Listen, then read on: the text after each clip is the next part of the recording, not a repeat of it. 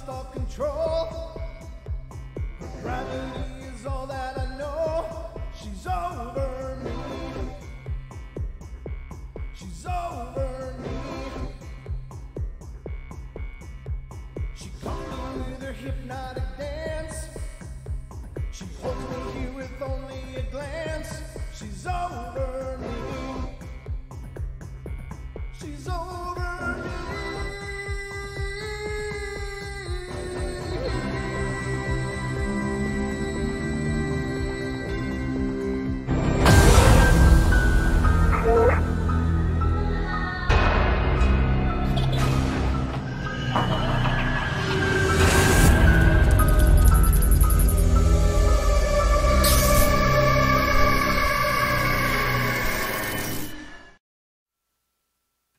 And ladies and gentlemen, holy God, what just happened? We didn't do a mic check. Welcome. Wow. Welcome to my personal hell. Wow. Do you hear that? Yeah, it's getting Test. 1 2 1 2. Testing 1 2. Yeah, I'm hearing you now. You are? Okay. It's got a little bit. Wow. That's horrible. What about mine? Let's hear you. Hi. Oh my God. Oh gosh, that's loud. Isn't that really loud? That is. It's echoing too. Not echoing, but resonating. Huh? Let's Wow. look into this. Well, Now it's Your mine. yeah, and yours gone now. What the hell? Yours is gone. I'm gone? Oh, there you There are. I am. There I am. Wow. That is just screaming loud, though, isn't it? It is. Yeah. Wow, ladies and gentlemen. Hi, welcome to the Paranormal Portal on our Wednesday live stream. And as usual, things are all awry here in the studio. I have no idea what the hell's going on. All right, how does that sound to you, though? It sounds good. It sounds good. But mine. I'm going you to can turn hear my mine. headphones down. Yeah. It looks like the levels are all fine. It's Hey, just... can you turn mine down a little bit too? Yeah, you're in the last one, right? Yeah. Yeah. Okay. Tell Does me that when. sound good? That sounds good. Right there? Yeah, I like that. Okay, we're Yeah. good. Now it's not Brent's voice echoing through my head. Just- Well, my voice should always echo through your head. But since we're on the subject, welcome to the show, my good friend and co-host, Mr. Don Longbeard. that would be me. That's all you, brother, Hey. all day long. How are you? I'm good. I just said as the theme music was going, hey, we didn't test the mics, did we? And look what happened. Yeah. I mean, honest to God, it's just like some part of me knew something was that gonna something was going to be dicking with the mics tonight, and so I'm sorry for the language, but it's a common name as well. So I don't know. Someone was going to be Richarding with all of our equipment. I don't know what. It's just par for the course, ladies and gentlemen. Welcome to the Paranormal Portal. I'm your host, Brent Thomas, and of course, again, this is Mr. Don Longbeard, and we are here to entertain, and I hope you're entertained. Are you not entertained? I don't know. Strange. We missed you too, Julia. Thanks for being here. Yes. And Sarah says, hey, I love her faces. Hey, Sarah, how you doing, dear? Good to see you. We've missed you lately. I know you've kind of... We love you too. We love you too. But I've kind of... You and I were just talking about this. We haven't seen Sarah as much lately, and we've sure missed you, so I'm glad you're back. Yeah, just mentioned that. Hey, Just Sarah. mentioned It's it. like, I think she popped in like last week for like 2.5 seconds. Yeah, so it was like a quick Gosh. in and out, just a social appearance, I guess. But We know how much hopefully we you'll love be you. sticking around, and hopefully you all will be sticking around because we love you all. Brian's in here. Hey, Brian. Yep, Lady Julia. Death, yep. Michael Warner. Hey, good to see you, Michael. Lady Death, of course, is here. She's great. Oh, look, there's Paranormal Portal. Paranormal Portal and Aether Archives who is is in here. that guy? Oh, that's us. Oh. Well, it's a good thing we're here. Well, yeah. We are a little late tonight. Sorry about that, ladies and gentlemen, but we had to eat. Turns out we have to eat every once in a while. There's this thing called sustenance. Yeah, We need energy. sustenance. We can get into the physics of it, the exchange of energy, proper nutrition, all that. But I'd rather not. no, I'm currently digesting a whole bunch of stuff, but I'm happy about it. Oh, yeah. I'm all fat and happy, and I fed Don tonight too because Oh, yeah. Well, I actually feed him at my house once in a while too, so it's a And reciprocating it thing. is so good. It was pretty good, yeah. It was good, yes. So my wife and I go out and forage for mushrooms and stuff, and we found all these coral mushrooms, and we fried them up, and they were delicious, and Yes, some they morels were. as well. They So, were good. but I didn't share the morels. Sorry, Don. But You know, I get the second best. It's okay. we're gonna send you home with Yeah, I a got parting some, gift. Yeah, I got the parting gift, the consolation gift. Here you go. Here's some. All of our guests on the portal will receive the parting gift of Our gratitude Ziploc- and thanks. a Ziploc bag with various fungi. That's mostly me. Yeah, with ranch. That does sound good, Sarah. I can tell you though that they fried up good. They were great on steak, which we had tonight. Yep. But they are also really good in cheese sauce. Oh, we found cheese that out sauce. Yeah, tonight. that's cheese sauce was pretty good. So it was a banner meal here at the Portal Home Studios. So I fired up the grill, which is much smaller than Don's grill, by the way. Oh, that's all right. But I It's just don't fine. currently suffer from grill envy, so we're okay. It just does. It's not the size of the grill. It's just it's how how well you work it. how you work it. That's right. So it's all charcoal, though. No gas in this place. Not until later. There's gas later, but not It's currently. possible with those certain types I'm of just on a mushrooms. roll. It's when your stomach gets in a roll that I worry. Yeah, exactly. Hey, Taz. Taz is in here. Awesome. Wonderful. We're so glad you Oh, guys there's are here. D. Hi, D. Hey, D. Good to see you. We can now start because all of our favorites are here. We're just looking at the guest list, and so far it's filling up nicely. It's filling so up nice. you guys are wonderful, and thanks for being here again. Sorry for the late start, but we just had to run late in order to eat. So we've eaten, and now we're fat and happy, and hopefully we will entertain you much better with proper insulin levels in our blood. So I think we got that going for us. I think it'll work. How you been, Don? Been good. This week's been interesting. I didn't actually even, as a matter of fact, I thought yesterday was Friday. So let me tell you that. I was like, either I was just looking forward to the weekend, or I just needed a weekend. I don't know what it is. Well, it's Hump Day's Eve anyway. That's so true. That is true. We're almost getting to the weekend now. We're on the downhill slide to it. Downhill So. slide. So it's almost weekend time, ladies and gentlemen, and so I hope you have a wonderful weekend planned. But I would like to say that on Saturday night, on the 2nd, we will be welcoming our wonderful friend and Paranormal Portal psychic, Mrs. Deborah Varner, to the show, and she will be doing free readings to callers of the show. So the number you see on the screen on your YouTube screen, it will work on Friday and Saturdays. And again, we don't have the access to the phone lines on the Wednesday stream. This is a YouTube only stream that we do just because we miss doing it, and we love reaching out and getting in touch with you guys. So we decided to add a night, and we'd like to add more as the portal grows. That'll definitely be in the cards to continue to provide more shows. Yes. And more opportunities to catch the show. Absolutely. But for now, we're at 3. But the Wednesday stream is not network streamed at all. It's just here on YouTube. So this is kind of the VIP thing you guys are getting on these Wednesday nights. So it's not just anybody knows about these Wednesday appearances. Nope. So I hope you feel the value. You're all special. So Dory's here. Oh, hi, Dory. Hey, Dory. Glad you're here. I don't see any. I'm looking at the names and Julia. We said Julia though, right? Yeah, I think so. Well, hi, Julia. Just Julia, in if we case. didn't say hi, welcome. It just all kind of blurs in my head. Not that I don't love each and every one of you, but I just move my lips and sound comes out and I forget what I've said. So you can ask my wife. No, I'm just kidding. She doesn't listen either. She can't ask her. That's right. Well, I have no idea what the hell I'm saying, and she's not listening anyway. So there's a reason she puts up with me. Oh, she loves you. I know she does. She got those mushrooms. Yeah, well, she honest to God though. Okay, so this isn't paranormal related, but it is almost paranormal because I am telling you, I am like mushroom blind.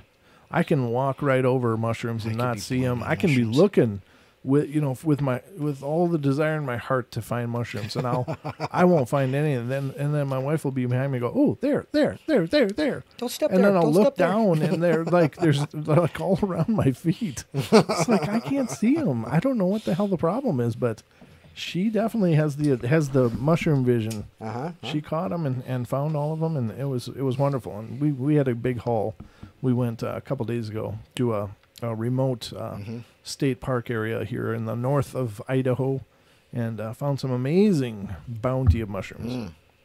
So, anyway, we are here. We're doing the show, and tonight's show is going to be Haunting Encounters with the Spirit World.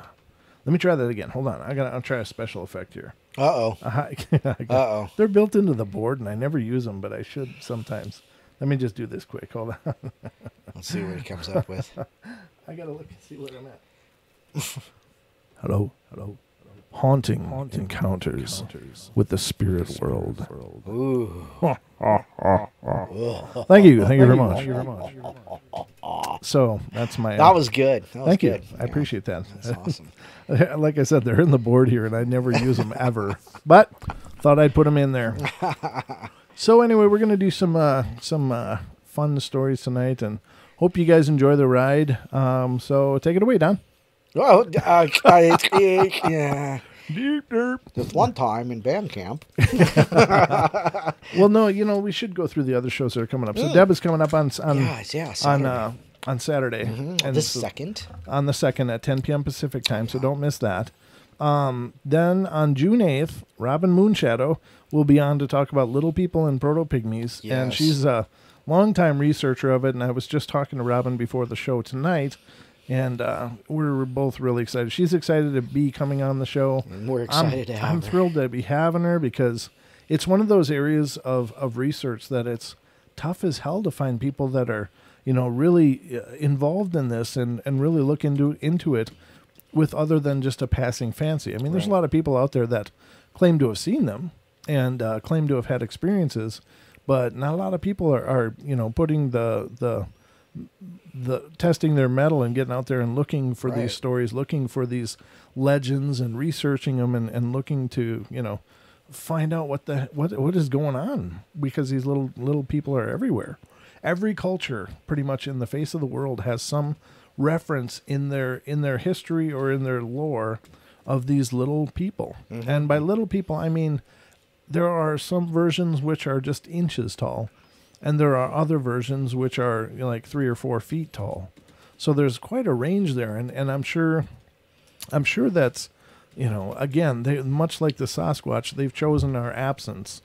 While they may live around us and exist around us, they choose to stay the hell away from us. They choose to remain hidden from us, right? So I don't doubt for a minute that there's these things are out there, and I know that it's quite a stretch for some people to go, what, really? There's little micro people running around. Come on, time for your meds. But honest to God, with all of the proliferation of these stories and these encounters from all over the globe, and from societies that had no contact historically with each other, to all have a very similar narrative about these smaller diminutive creatures that live around us, there has to be something to it. There has to be some kind of reason for those stories to persist. Yeah. And even into modern times, people are still experiencing them. So, that'll be really fun. So Robin will be on the show on the 8th. Right. Then on June 9th, Mr. Brooks Agnew, who was supposed to appear last Saturday, he actually has rescheduled with us. He'll be rejoining us on June 9th, Saturday the 9th, and we'll get into a discussion with Brooks about the science of the paranormal, or continue our discussion. Actually, he was on the show before, and you can see, you can go back into our show archives here on YouTube and check out his last appearance. But and I would encourage you to do that, because once you hear the man speak, it's definitely a show you're not going to want to miss. The insight, the depth, the knowledge, and he's one. Again, I have to repeat this, and I realize it's kind of shameless name dropping, but this is a guy that has hung out with Stephen Hawking and had debates with these great thinkers of our modern age, and he's really impressive. And in and of his own right, he's a inventor, an entrepreneur, Amazon best-selling author. Yeah. He's a fellow TFR host, and he has X Squared Radio, his show on TFR. And you can certainly go to TFR Live. Oh, lost you. You can. Where'd you go? I don't know. Hi. Hey. Where am I? Hey. I can hear you, though. It's just me. I hear me. That's weird. Fuzzy, but... You can go to Is this tfrlive.com There you go. and catch up with Brooks, his show there. And you can find him. I think he's on xsquaredradio.com.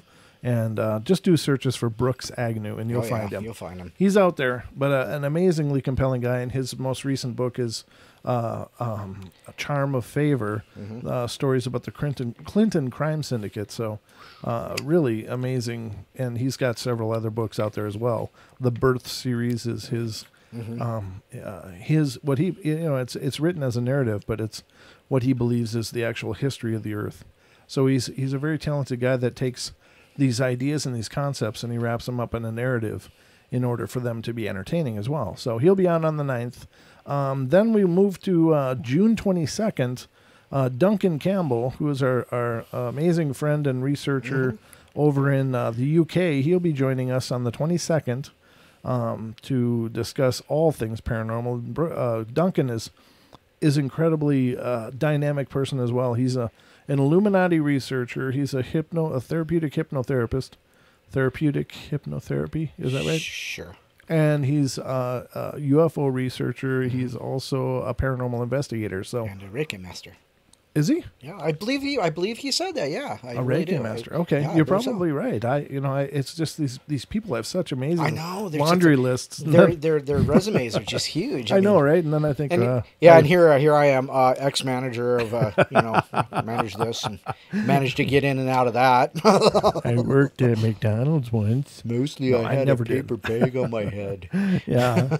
And then, of course, on June 23rd, coming up, will be Linda Godfrey, who is best known for her work with the Dogman phenomenon. She's going to be joining us here on the portal on the 23rd of June. So we've got an amazing month coming up. And I'm trying to solidify some other people for the weekend of the 15th, 16th, but I don't have anything solidified yet.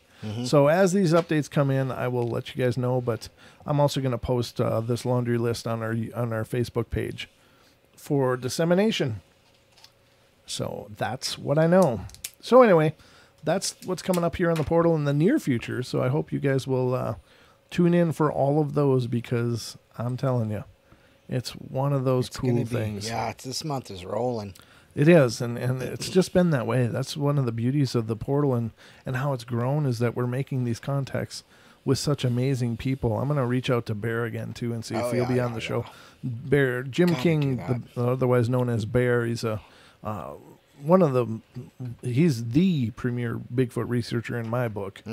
Someone that I've listened to for years, and he's been on the show as well. And his show is also in the archives if you're into the Bigfoot Sasquatch phenomenon, the research involved in that. You won't find much of a better source of information than this guy. He's been around these things. He grew up dealing with them as a child. It wasn't his dad the one that corralled one in a marsh? No, what? No, I don't think so. Maybe. I'll have to remember. I'll have to look that up again. I'll have to ask him next time we talk to him. Well, Bear was raised by his grandfather, so. Oh, okay, yeah, it might be. I don't think it was Bear, but maybe it was one of the other of the outlaws. Right. I don't know. Very cool story, I'll have to though. look it up. Very cool. But anyway, he's got an amazing insight, and he really has the psychology dialed in on these things, which I find the most impressive, because, whenever you're researching something, you have to kind of understand how it behaves, what's going through its head, why does it do what it does. And that's why I think he's such a successful researcher, is that he understands what's going through their heads. He understands what they're doing. He understands what the noises mean that they make. And so that's what really makes his part of it really cool.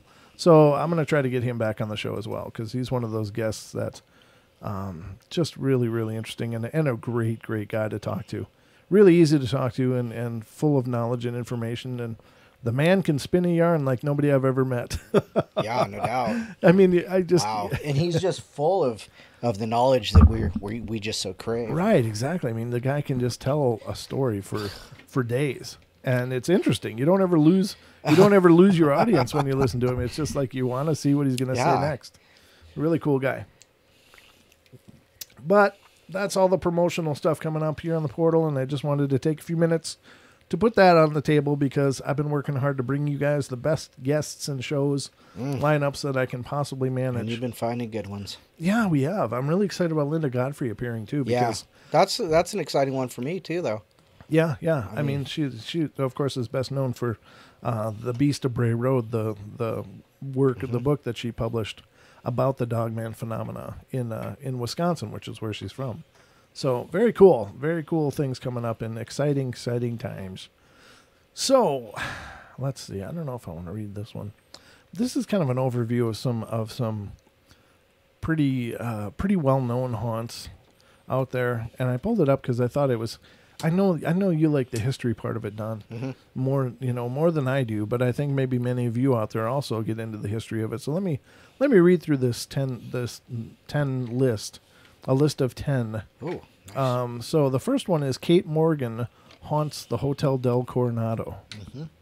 So, and these are real short, so it won't be real exhaustive, but they may give you some stories or background that you might want to research more. When the Hotel del Coronado opened its doors in 1888, it was the largest resort hotel in the world. Over the years, it has hosted numerous high-profile guests, including heads of state, A-list Hollywood actors, and if reports are to be believed, more than a few ghosts. The most famous of these is undoubtedly Kate Morgan, who checked herself into the Del one November morning in 1892, and checked herself out 5 days later with a bullet to the head. Or at least that's what authorities believed. Now, one thing I'll notice, and Don, you've got a background in hotels. Yeah. One thing I've noticed is that in paranormal research, and you run through these all the time, every hotel of any kind of length and existence, Right. all of them seem to have the story about the jilted bride that was left at the altar, and then checked themselves into the hotel and proceed to throw themselves out a window and then haunt the premises. Yeah, exactly. It's like, why is it our fault? Right. Go haunt the guy that left you. Yeah, go make his life hell. But that is a theme that plays itself over and over and over. You know, it really makes me wonder, though, if a lot of it is just urban legend type thing. You know, I think it must be. Oh, this one time, I stayed at. No, it can't. It's not. It can't be the same story every time. Right. But it is. Well, it seems that way at least. So I grew up in Minnesota, as I've shared many times on the show, and told stories about my old home and stuff. And one of the stories where the town that I lived has a bridge called the Eisenhower Bridge, and it was actually dedicated to President Eisenhower, obviously. Right. And he apparently came for its opening way back in the day.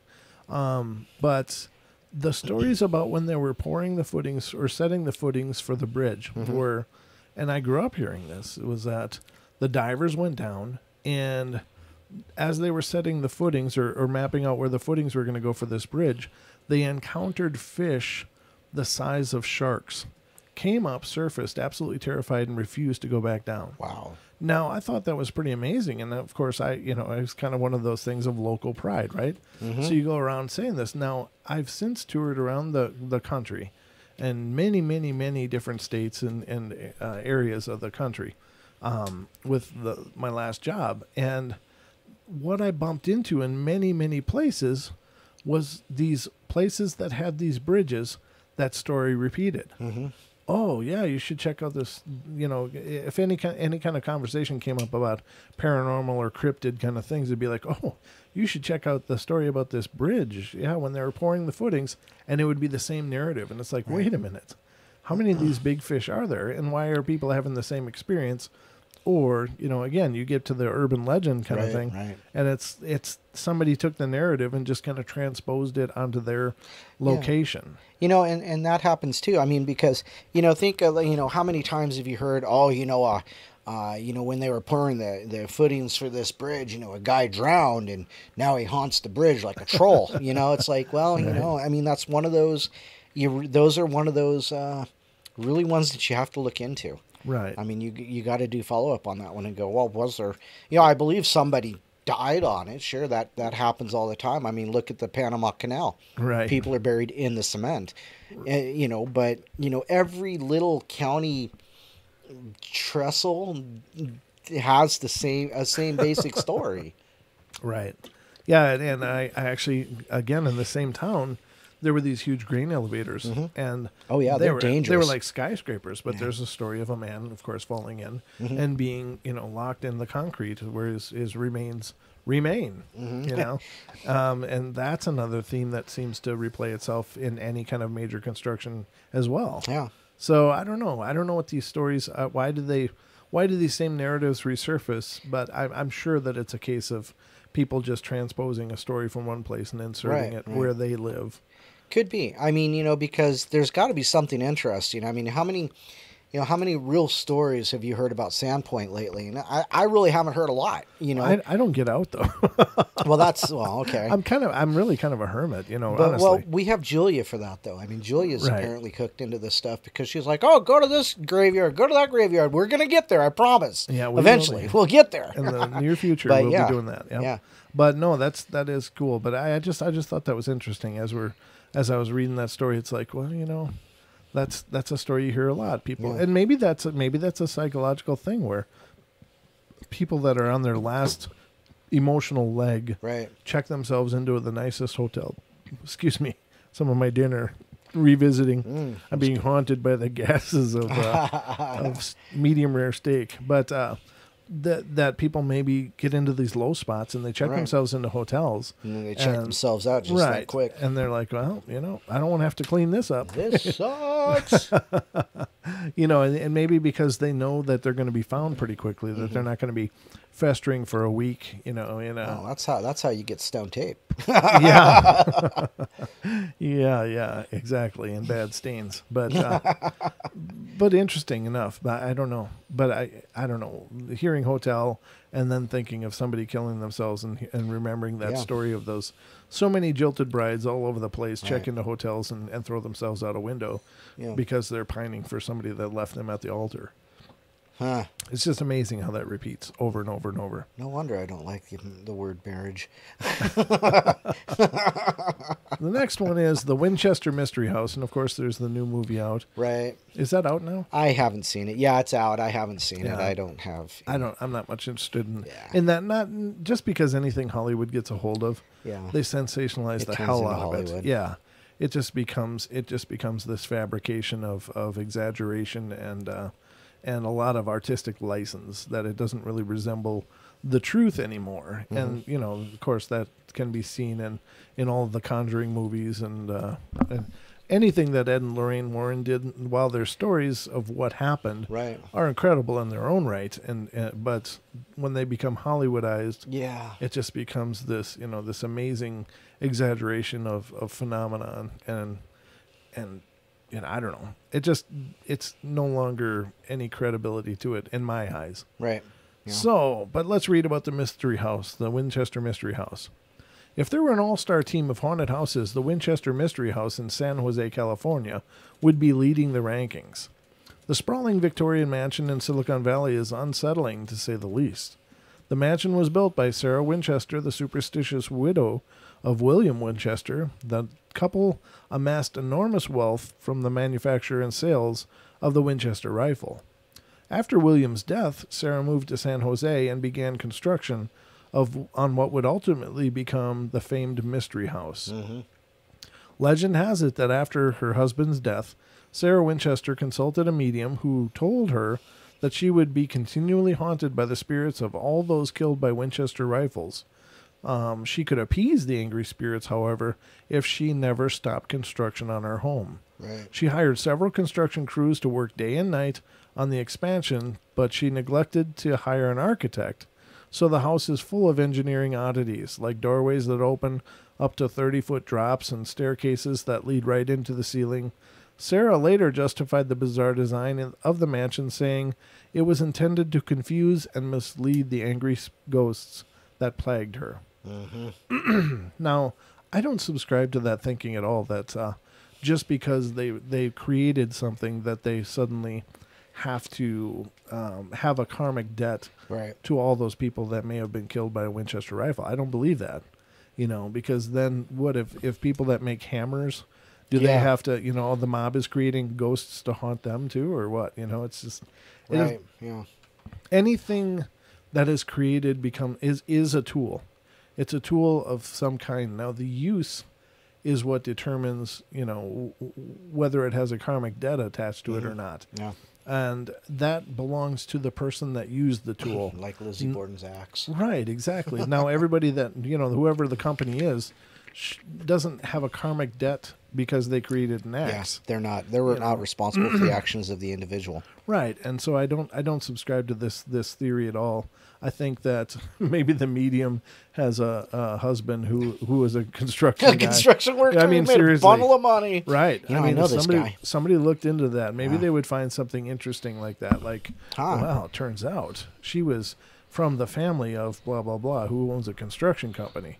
It would be something stupid like that. That's my opinion, ladies and gentlemen, and I really believe that because there are natural consequences of actions in life of any kind. I mean, there's good consequences, there's bad consequences. However, unintended consequences, you can't be expected to carry a karmic debt for someone misusing something you made. I mean, I could make a paintbrush, and if somebody decided to stab people in the eyes with it, do I become karmically responsible for that? No, I don't believe so. And so be it. I don't know. Just my 2 cents for whatever it's worth. The Ghosts of Gettysburg. Here you go, Don. Yeah. This is a subject you're pretty into, but if the ghosts are somehow physically linked to the locations in which they died, it stands to reason that the battlefields would have significantly higher rates of paranormal activity. Gettysburg, Pennsylvania is certainly no exception. The Battle of Gettysburg was the largest battle of the American Civil War and saw the largest volume of casualties of that entire campaign. And true, in that case, I mean, there's got to be so much of a psychic imprint on all of that area just from all the death and devastation and destruction and horror, because I know that when you watch reenactments, it's a bunch of people lining up, they aim a gun, they pull a trigger, and some people fall down and the next line fires, and it just looks like this probably, in reality, a pretty boring exchange. But musket balls were horribly brutal. Yes. They would hit and tear gaping holes in things. I mean, it was a fast moving blunt object. Right. It's just, and it would just rip holes. And the torment of the people that were struck would be just unimaginable. And so with such an incredible force, I mean, when they started coning bullets, I mean, that was a much more merciful thing, because to get shot by a bullet that has a tip shape to it would be so much kinder than to be, have a hole of some metal ball ripping, I don't know, ripping chunks of flesh as it goes. I can't even imagine, fathom it. I mean, I know. I've been unfortunately shot in the leg once. Have you? Yeah, it was an accident. Anyhow, but you think you're gonna stop there? I know how that hurts. Yeah. And it's like I can't with imagine. a bullet. Or a BB gun? No, I've been shot with a 22. Yeah. Oh, wow. That must have... That hurt like a son of a gun. I'll bet. But I tell you what, I can't imagine getting hit with just this round sphere, the size of a 50 mil, or a 50 gauge, Yeah. It's like... Yeah, it's almost like, a round... Almost like, I don't know, were they as big as a quarter, maybe a dime, or... Yeah, a dime. Yeah, or a nickel, or a nickel, maybe, yeah. Yeah, nickel, yeah. Yeah. They're pretty... It depends on what's being shot at you, And then if it's a blunderbuss, oh God. Oh jeez. Didn't they just put silverware or whatever else was available? It's grape shot. Oh my God. But I mean, and that's why a lot of them lost limbs and horrible infections and that and the Battle of Antietam. The Battle of Antietam has the Bloody Lane, which is a sunken roadway. And there were so many dead that trying to cross that lane, there's just, it's just incredible how it's described. You got to look it up. But the Bloody Lane in Antietam, it was one of the bloodiest battles ever on U.S. soil. And it happened in the span of like 18 hours. Oh, geez. It was horrible. That's a long time. And then when you... I know. Additionally, when you think of a musket ball, okay, so it makes these big holes, but it tears. It doesn't cut. It tears its way through. And so if you did get hit, even a marginal strike would still risk you bleeding to death. Oh, yeah. Because how do you repair that damage? Well, it's not like a clean cut. It's like, Yeah, well, it's like you get cut, you get shot in your arm, there's the brachial artery right there. And even if it just takes out the top chunk of your muscle, it's still pulling everything with it. The kinetic energy is going with it. Right. And that'll make damage too and tear stuff up. I mean, it's horrible. It is horrible. And, thank God that, God willing, we'll someday move to a world that doesn't need that kind of brutality. But, yeah. And this sounds stupid, but at least now it seems a little more humane. Humane? I don't know. Is that even right? Well, I clean. Yeah, more clean. Yeah. I mean, it's more correctable. There is nothing, and I admit I have firearms, but I mean, shooting them at people is not, you if you shoot at somebody, you better try and kill them. Yeah. And the reason for that is simply because even an animal. Mm-hmm. I mean, I feel bad about shooting an animal. Mm-hmm. I can't imagine how I'd feel about shooting a person. Oh yeah. So I mean, that's the whole point. I mean, it sounds savage and barbaric. It is. It's a savage and barbaric weapon. Yeah. But like I said, I feel bad shooting an animal. Well, I feel bad killing, a bug, unless it's a mosquito. Then it's they game deserve on. it. It's game on when it's a mosquito, because oh God. Ooh, Pixie decided to show up tonight. Well, hello, Miss Pixie. She's been missing for what, 3 days? Yeah, it's been 3 shows, I think. Okay, 3 shows. Yeah. Well, I don't know how many days that works out to, but that's a 3 lot. days. I hope she brought cookies, because she owes us something. Yeah, definitely that. Yeah. Welcome back, Miss Pixie. Scrapple. Yeah, some what? Some Scrapple. Isn't that a board game? No, that's Scrabble. Take the B's and turn them upside down, then you're right. Oh. If it's capital B's, they're still B's then. Oh, God. Just saying. I'm just, Are they carnies? Anyway, so, yeah, I mean, I don't know. It's just the brutality of those encounters was just horrid. Yeah. And so it stands to reason there should be a very powerful energetic imprint. Oh, there is, yeah. And, not only the fact that it was countrymen versus countrymen, which makes it even more brutal. Oh, it's cousins and brothers against each other. Families against each other, yeah. I mean, literally. Whole worlds were thrown upside down over that. But, and I don't know. If anything, recent events have taught me is that I don't even know if there was some other narrative underneath it all, because I just don't think that politicians are honest. Gee, God. I just don't think that they, any press releases can be trusted. Yeah, no. So you're always looking 15 layers deep on everything, because, so who knows what the underlying, I mean, clearly nobody in their right mind would think slavery was okay. And I think that we can all agree that that was an absolute aberration of any history, that it was, I don't understand how you could subjugate another human being that way. But, was there other motivations? Was it more to do with finances than actual human rights? I would love to believe that it was fought because it was the right fight and that it was for the right reasons, but I just question everything anymore. Yeah. I just can't. I can't. Well, there's so many things that point so many different ways. It's like, right. What do you believe? I mean, you can bring up anything in politics right now, and you just look at it and go, what am I supposed to believe? Right. And so, I mean, it's the same thing. Was it a good and honorable fight that needed to happen, or was it because of a political viewpoint? Well, that's what I'm saying. Yeah, exactly. Is there underlying principles? But the press release was real, Right. we're the good guys, they're the bad guys, let's go. Yeah, so whatever it is, I do believe the plan. So I don't know. It's just horrible, but thank God that part of our history is behind us.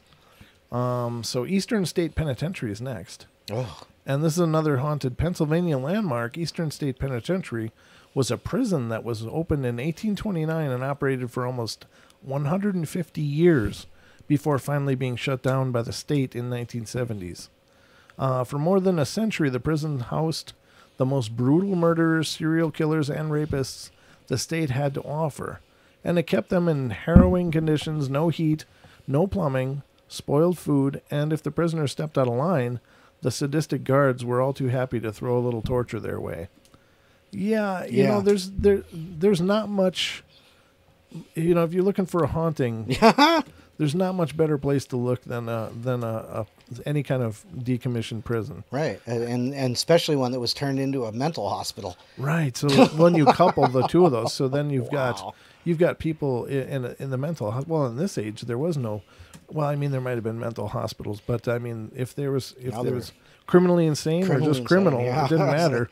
It was all put into the same, the same soup. Turn you into. But they're, Freddy such Krueger. Right, but such sad places. And as I said, I've been in prisons and not as an inmate. Again, I'll reaffirm that. But no, I actually worked at a prison for many years, and it was just hard because you're in the worst conditions possible, and right. Trying to keep some semblance of decency and order in just the most with some of the most damaged people. Mm-hmm. And I'm not belittling them. I know the background on many of the people that I worked with, and the fact that they were as together as they are is pretty incredible because of the hell they'd been through. Right. And that they were brought up in and the damaged thinking that surrounded their whole lives. And, so, but so much anger, so much hatred, so much pain. And it's the kind of holes that you can't fill. They're just the holes that exist in these people. So they're just, right. But the impression, the imprint that it left.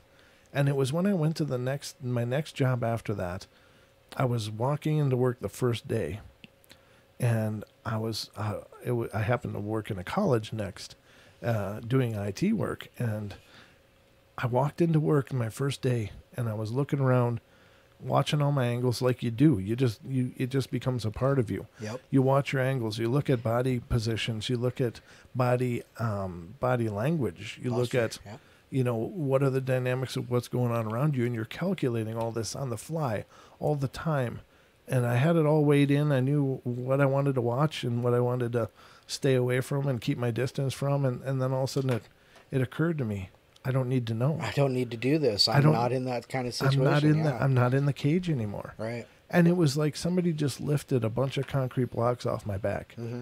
For the first time, I was able to release it. And this was months and months after I had left working in the prisons, and it was just like, wow.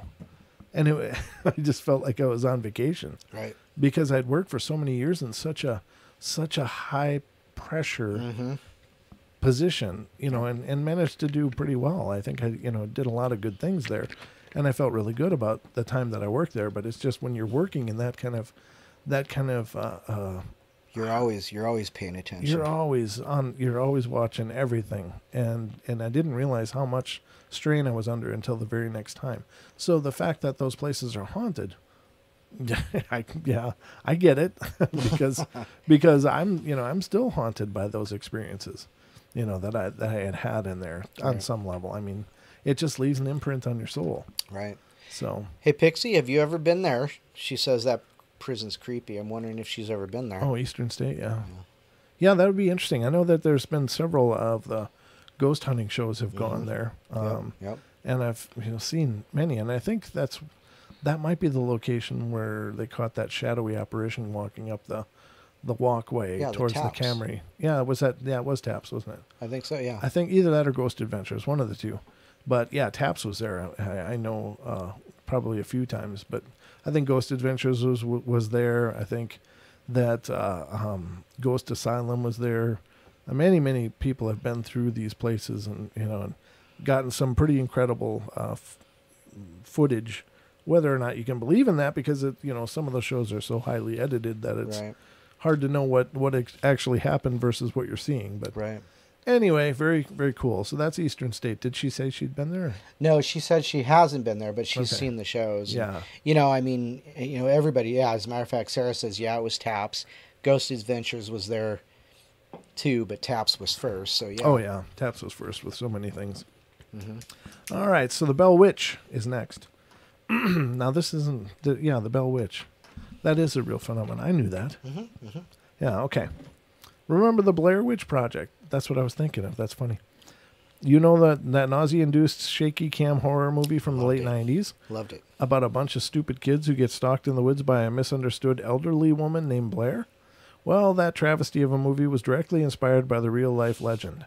The Bell Witch hauntings, which began in the early 19th century in Adams, Tennessee, the Bell family, led by patriarch John Bell Sr., were supposedly being pestered by a local witch named Katie Batts, Batts. The haunting started off innocently enough, with members of the Bell family hearing scratching sounds coming from the walls, but eventually quickly escalated. Soon, family members were being slapped and pinched. Whoa. Their names were being screamed by unknown entities from deep in the woods, and animals were being mutilated and left for the family to find around the home. Mm-hmm. And it gets worse than that. I think there was, I think he was, the senior was poisoned, and they believe that it was somehow by the witch. I think you're right. Yeah. So, very creepy. Resurrection Mary is the fifth one. This one has become such an iconic horror movie cliche that it's almost surprising it's actually based on a real story. Resurrection Mary is a real ghost who remains dead at the Resurrection Cemetery in Justice, Illinois. Oh, gotcha. The story goes that Mary got into a fight with her boyfriend while out dancing one night. She stormed out and while walking home was struck by a hit-and-run driver and killed. She was buried in Resurrection Cemetery. Okay. Well, that's horrible. Yeah. The Stanley Hotel. Yep. The Shining, of course. Yep. The Stanley Hotel is famous for inspiring one of the most celebrated works of horror fiction, Stephen King's The Shining. The hotel is located near Rocky Mountain National Park in Estes Park, Colorado. King had the inspiration to write the novel after staying in the nearly empty hotel the night before it was scheduled to close for the long winter. Right. The eerie confines of the deserted hotel creeped out the King of Horror. See what we did there? So much that he thought he'd scare the rest of us too. Just so we wouldn't be alone. We were going to make a Misery Loves Company joke there, but we thought better of a second King pun. Okay. So that's the Stanley Hotel. And Misery Loves Company. That would be... It looks like a beautiful place, though. I mean, it really does. Oh, yeah. Nestled against the mountains and stuff. And it's one of those, I don't know. The movie left out so much of the actual book. Did you read the book? There's actually a 3-part miniseries about that. Okay. About it. It more follows the book more closely because it only talks in the movie. It only talks about a couple of the ghosts, but there was the bellhop ghost, there was the maitre d' ghost, there was a couple others too. I mean, and they were taking bets on who was going to die first. So, I mean, there's so much more to that than just The Shining. But, the iconic, Jack Nicholson, that's where, so many quotes came from that may or may not be correct. But, whatever. Sure. Yeah, it's an iconic movie anyway, and certainly looks like an iconic hotel as well. Yeah, it looks gorgeous. Yeah. And it's not that... How far is Colorado from here? Oh, gosh. Is it on... I don't know. I'm geographically challenged. Too. It's a square state. It's a square state. Somewhere I know in the they middle smoke of the stuff square. there. Oh. But I don't know. The Stanley Hotel looks like it'd be a lot of fun, and I know many people have stayed there and claim to have had haunting experiences as well. So I think if you're looking for a haunting, the Stanley Hotel would be a good place to go. Backing up just real quick, Danielle says, why would someone name a cemetery Resurrection Cemetery? Well, I suppose It's good marketing. Yeah, I mean, hey, come be buried and come right back. It's like Salem's Lot. Just dig us up there. Yeah, it's like Pet Cemetery. For for Pet humans. Cemetery. There you go. Yeah, Salem's. Pet Cemetery. Yeah. Very funny. That's Chloe good. at Myrtle's Plantation. Chloe at Myrtle's Plantation. Myrtle. I'm having trouble with that word. Myrtle. It's Myrtle's. Myrtle's Plantation. Murder's Plantation. All right. Chloe was a slave girl who worked for Mark and Sarah Woodruff at Myrtle's Plantation in St. Francisville, Louisiana. According to legend, Mark Woodruff caught Chloe eavesdropping on a private conversation between the owner of the plantation and some business associates, and as a punishment, he had her ear cut off. Jeez. After she recovered, Chloe took to wearing a green turban wrapped around her head to cover her disfigurement. In retaliation, Chloe baked a cake with boiled down extract of oleander, an extremely poisonous plant, and served it to the Woodruffs. Her intent was to exact revenge on Woodruff and his wife, but Mark never ate the cake. Instead, Sarah and her 2 young daughters ate the cake and promptly died. Aw. Yeah. So sad. So sad. Oof. Well, and that's the one where they've got the haunted mirrors. They've got haunted mirrors there, and right. Yeah, and there's just so many different things that go on there. As a matter of fact, Lady Death says she's been there. Oh, cool. So maybe she could write us a little. Let's hear Oh, about by the way, that new video, I kind of liked it. It was good. I haven't had a chance to watch it though, but I'll catch it after the show. But yeah, I mean, if anything, did you experience anything there? Yeah. Please let us know, because Absolutely. I have not had the opportunity to go there personally, but I would love to. I would love to see a lot of places eventually. But let's move on then. We're Madame Delphine Lalaurie, Lalaurie, Laurie. I don't know. I'm probably butchering that somehow, but I'm doing my best. One of the earliest and most prolific serial killers in the United States, Delphine Lalaurie, was a singular kind of evil.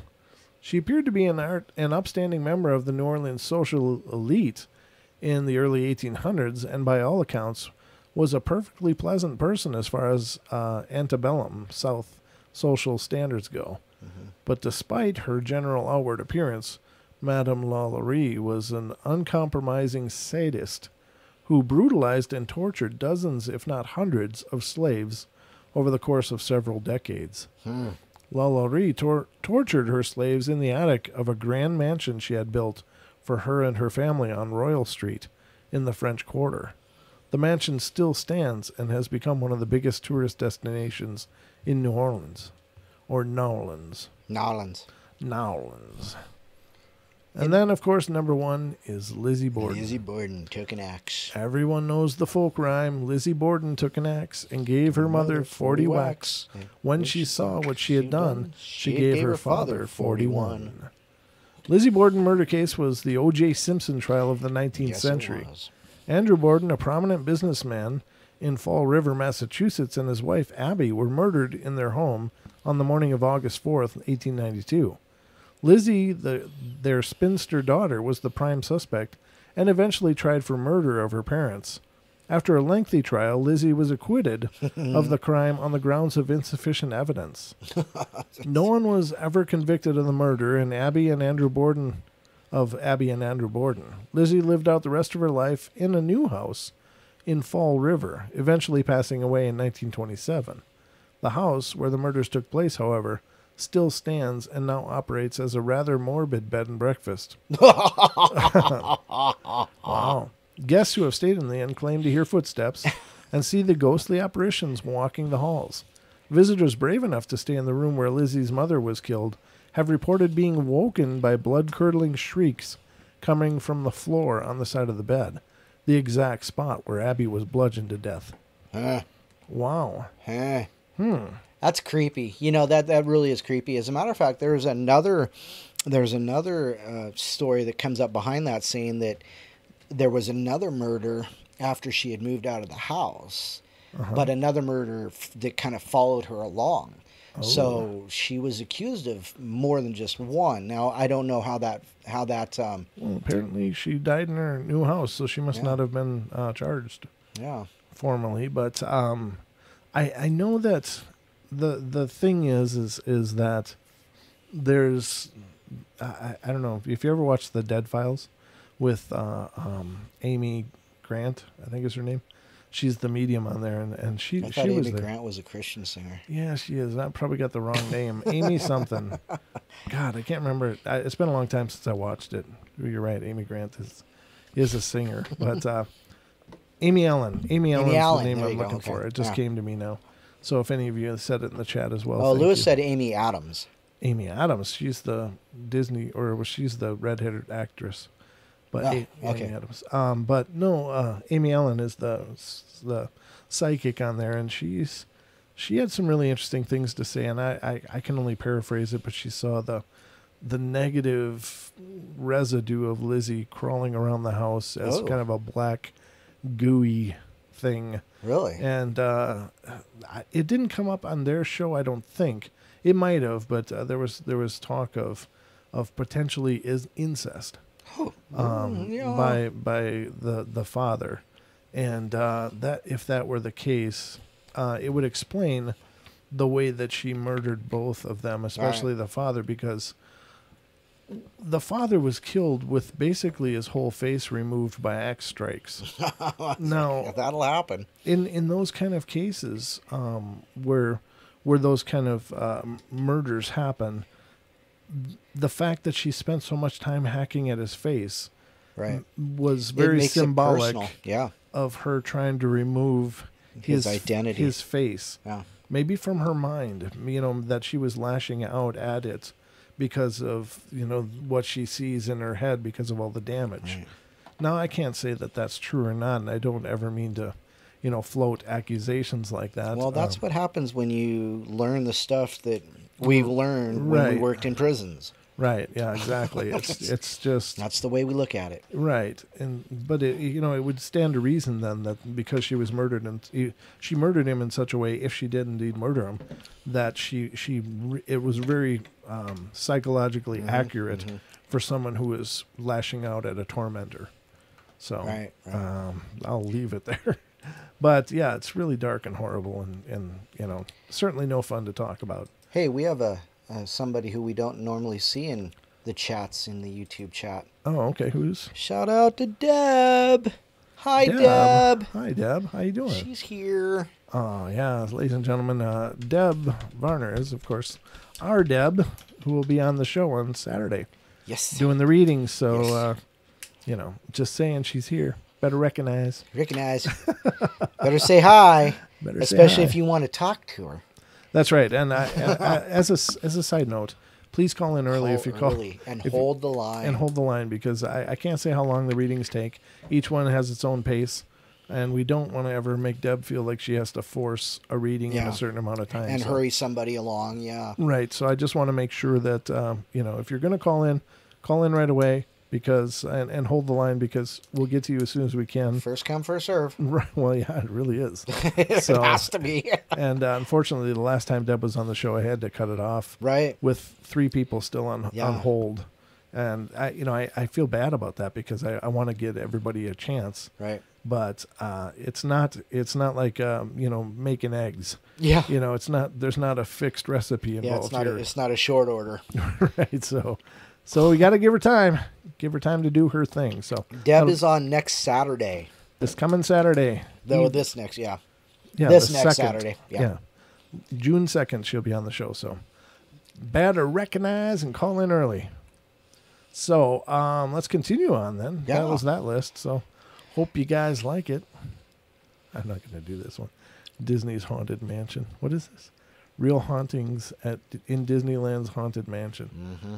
I love the Haunted Mansion ride. I was at Disney World It's years the ago. only thing I remember. Oh, is it really? Yeah, because they used to go through this hallway and then the mirrors, and they would spin you around to look at the mirrors, and then the ghost would be like sitting right next to you or right behind you.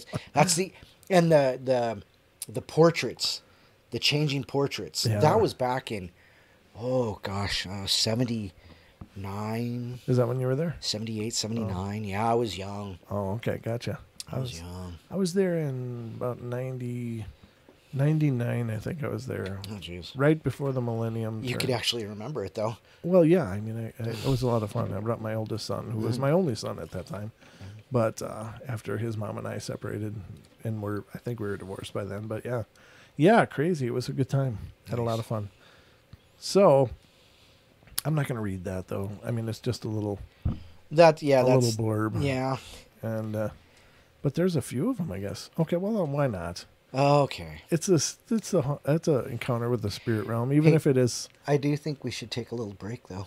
Do you need to take a break? Yes, is that please. what you're saying? Yeah. Oh, okay. I'll go to switch Brent to Brent Cam. Yeah, and I will be back. And Don will be rejoining us shortly, Go ladies ahead and and gentlemen. mute my mic if you would, too. Oh, please. no, I'm leaving it on in case an EVP comes Oh, through. yeah, good point, good point.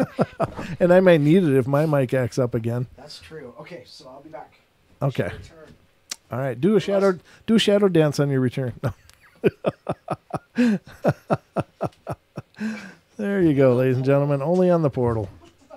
That kind of entertainment you just can't pay for. So let's continue on here and see what else I can. Well, let me go through this list. I love the Disney's Haunted Mansion. One of the darker corners of the happiest place on earth, Disneyland's Haunted Mansion. Actually, I was in Disney World, so that's not entirely true. I've never been to Disneyland, but it's in Anaheim, has been known to send chills down visitors' spines and even stop hearts, literally. However, the scary decor and props aren't the only thing that can scare you there. There are numerous poltergeists haunting the place, waiting for the living to enter and possibly join them in becoming the new residents of the Haunted Mansion. So apparently they're recruiting, ladies and gentlemen. The Haunted Mansion is recruiting real ghosts. So the first one is the man with the cane. Let me blow this up a little bit because it's another wonderful small font story. There we go. Now it's in Brent Vision. So though the building was set up on the property, had no previous construction on it, someone had died nearby. Referred to by employees as the man with the cane, the man died after his small plane crashed in a lake near the park. Now his spirit can be seen late at night, especially after closing, according to some California psychics. He is stuck between worlds.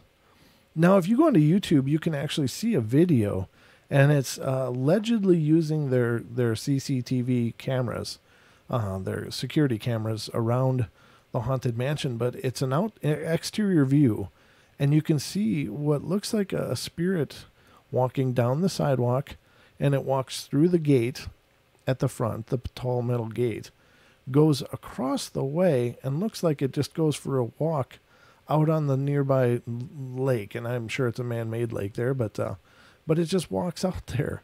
And so I thought, wow, is that cool? But it's actually pretty good footage, and I can't, again, claim it's authentic or not, but it's out there, and it certainly is searchable. So if you get a chance, look for that on YouTube for the Ghost at the Haunted Mansion, because that's what's out there, and I thought it was pretty entertaining. So the next one is the man in a tuxedo. Another spirit that employees have noticed is the man in a tuxedo. He has first appeared to the attendant where the passengers embark. The employees noticed a shadow in the mirror Disneyland placed so that she can see when the riders come behind her. However, there was no one there every time she turned around. She looks closely in the mirror and she noticed that the shadow wore a tuxedo, but couldn't see it beyond the mirror. All of a sudden, she felt a chill and a hand placed on her shoulder. And that's when she ran out of the Haunted Mansion and quit Disneyland altogether. The next one is the crying boy. Many have reported seeing an apparition of a crying boy near the exit of the Haunted Mansion. According to Disneyland's urban legends, against the advice of several psychic advisors, his mother was adamant on scattering her young son's ashes inside this spooky attraction. Though officials forbade her, she managed to sneak the ashes inside and scatter them secretly. Unfortunately, this wasn't her son's last wish, which is why he's bound there, crying to be free. Ghosts aside, there have been many paranormal activities at the Haunted Mansion. The Seance Circle has especially spooked many employees since they started creating it. In fact, the sound designer who set up the equipment in the area before it opened to the public swore that he heard music playing behind one of the new walls. At the time, he believed that a radio got accidentally walled up in there. However, he started panicking when the music never ended and no radio announcer came on. After failing to find the source of the sound, he placed a speaker in the area to drown out the sound.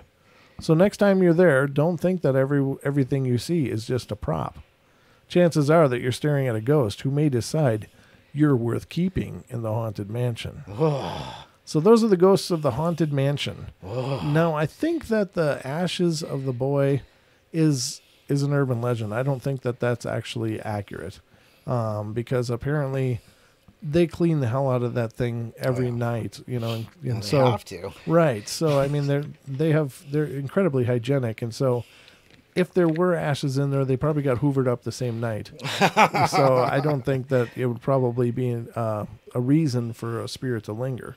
Right. Now, could the spirit of a boy be trapped there? Sure. Or have wandered there? Sure. Because, you know, I believe that there are many that can go and wander to a place. If they're kind of confused, they may find something that maybe looks familiar, or for some reason they're attracted to that area. But that I just thought was a fun story. Because we don't hear much about the ghosts of Disney. Well, and you weren't going to read it. I know. And you just ended up enjoying it, didn't you? Well, you know, I've been thinking I should I was wondering. sometime in the near future make a return trip. But it was Disney World, Don. I figured it out after you left. I've never actually been to Disneyland at all.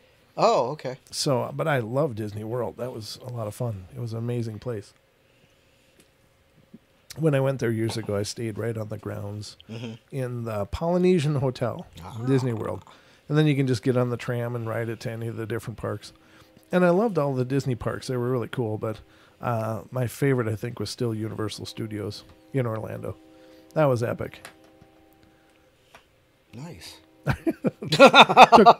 Just pondering that for a minute, or? Well, no, I mean, it's just I haven't been to any place like that, Yeah. Since then. And so, it's like, yeah. Time for you to have a trip too. I think. Yeah. Yeah, I know. Suicidal Tendency song just went through my head.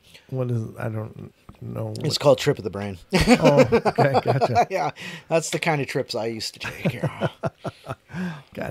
Gotcha. I'm with you. Wonder why I was keeping this tab open. I don't think I needed to, but I did anyway.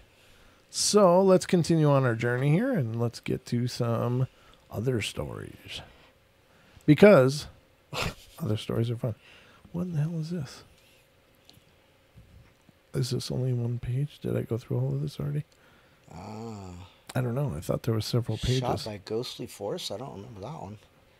All right, let's try it. Anyway. Let's try it. I might not have... Oh, this is this stuff. Oh, is it? No, it's fine, though. Before, it was just so incredibly hard to read. You silly rabbit, Suicidal Tendencies for Kids. I was a kid when I was listening. Well, wait, no, I still listen to Psycho Myco, so I guess it's still for adults, too. All right. Okay, let's see. Let's see. It says, let me see how to paraphrase all this. No, I think we did this one Did before. you? All right. Well, that's familiar. Move along. I'll move along. Nothing to see here. Okay, let me get to some of these here then. I just always got something going on. Little friend. Is this one I read before? Okay. Let me just read this for a second. Do you have anything to read, Don? okay. Yeah. Let me Do you or just no? twist my Okay. encounters with spirits throughout my life. Let me get you on the screen here because it's still in Brent Vision.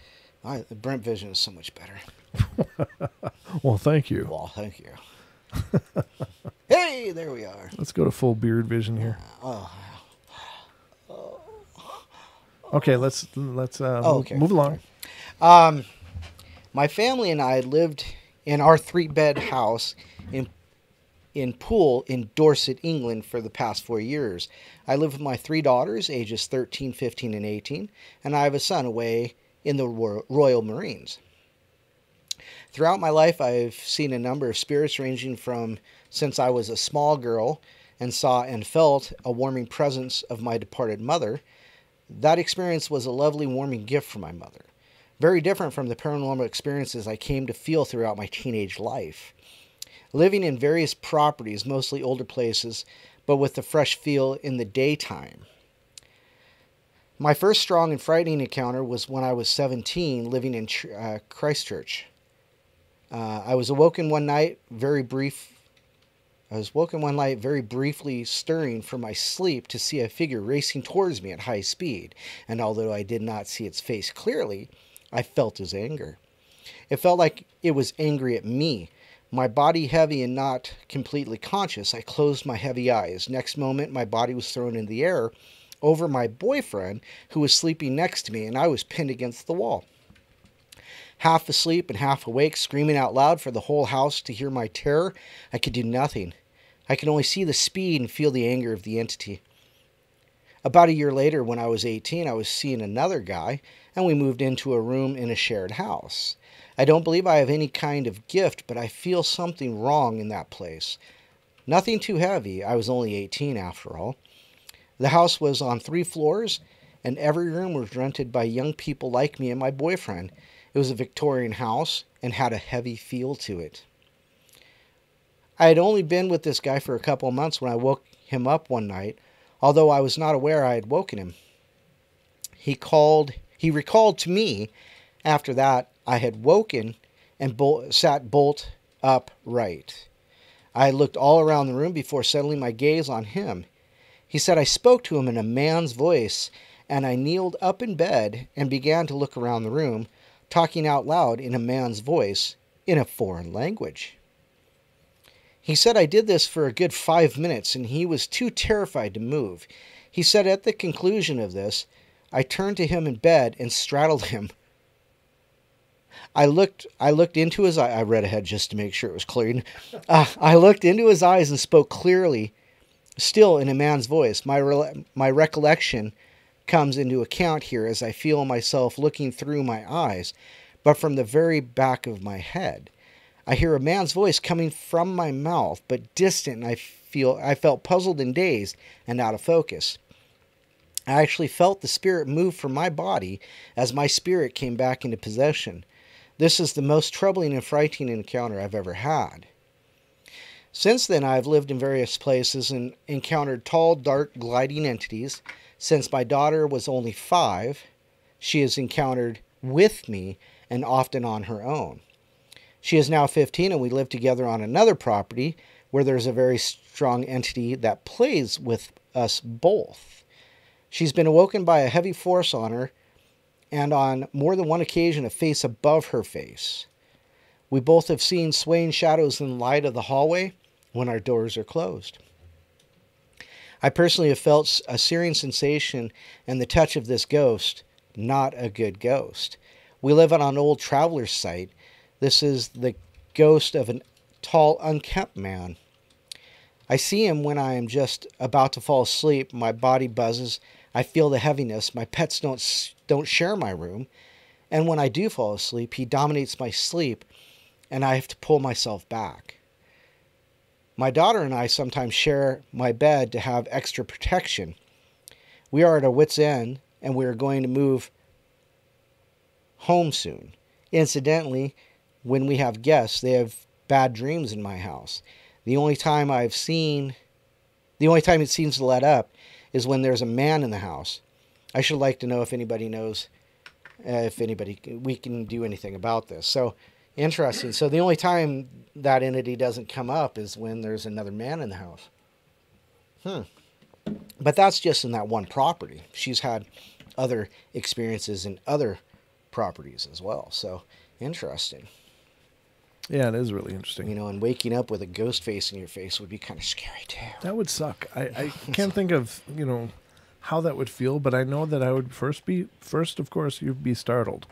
but then I would be pissed. It'd be like, personal space. Come on, Get out of my face. I mean, there's like, that's just such a rude thing to do, but that, that's a common theme in the paranormal, that some, the male energies, and I realize it may sound sexist, but there's something to this, that male energies truly can be, considered very protective. And I know that there's many cases where, when the dad is home, nothing really happens. But as soon as he goes to work, then mom and the child are dealing with hell. And they'll bring in a psychic, and the psychic will read. And this is paraphrasing a whole bunch of different stories. But the psychic will say, well, it's intimidated by so-and-so, Mr. So-and-so, but when he's away, then it feels like it's in charge, And so it seems to be a common thread, and I'm not sure what the male energy does, and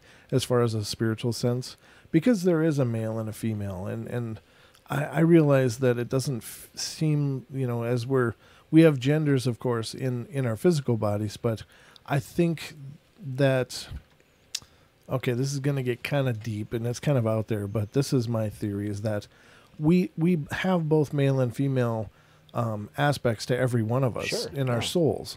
I mean, in our soul core energy, our oversoul, if you will, or our full essence.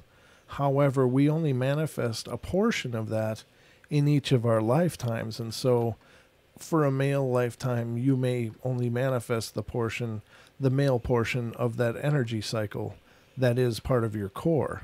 And so you have a male energy, a male body / et cetera, et cetera. And, but our true nature, our true essence is neither male nor female.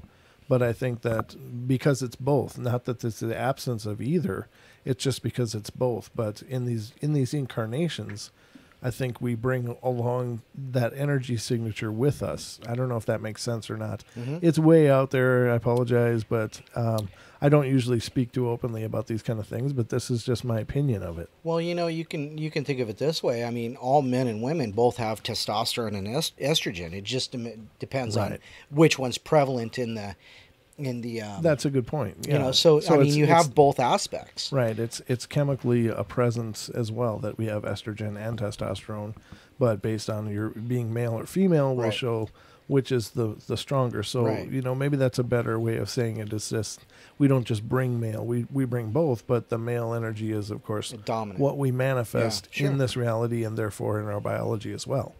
But the female essence is also with us. Because I know, honestly, in this, I really am in touch with my feminine side. I'm a very emotional person. And I think that's a strength. That certainly is not a weakness.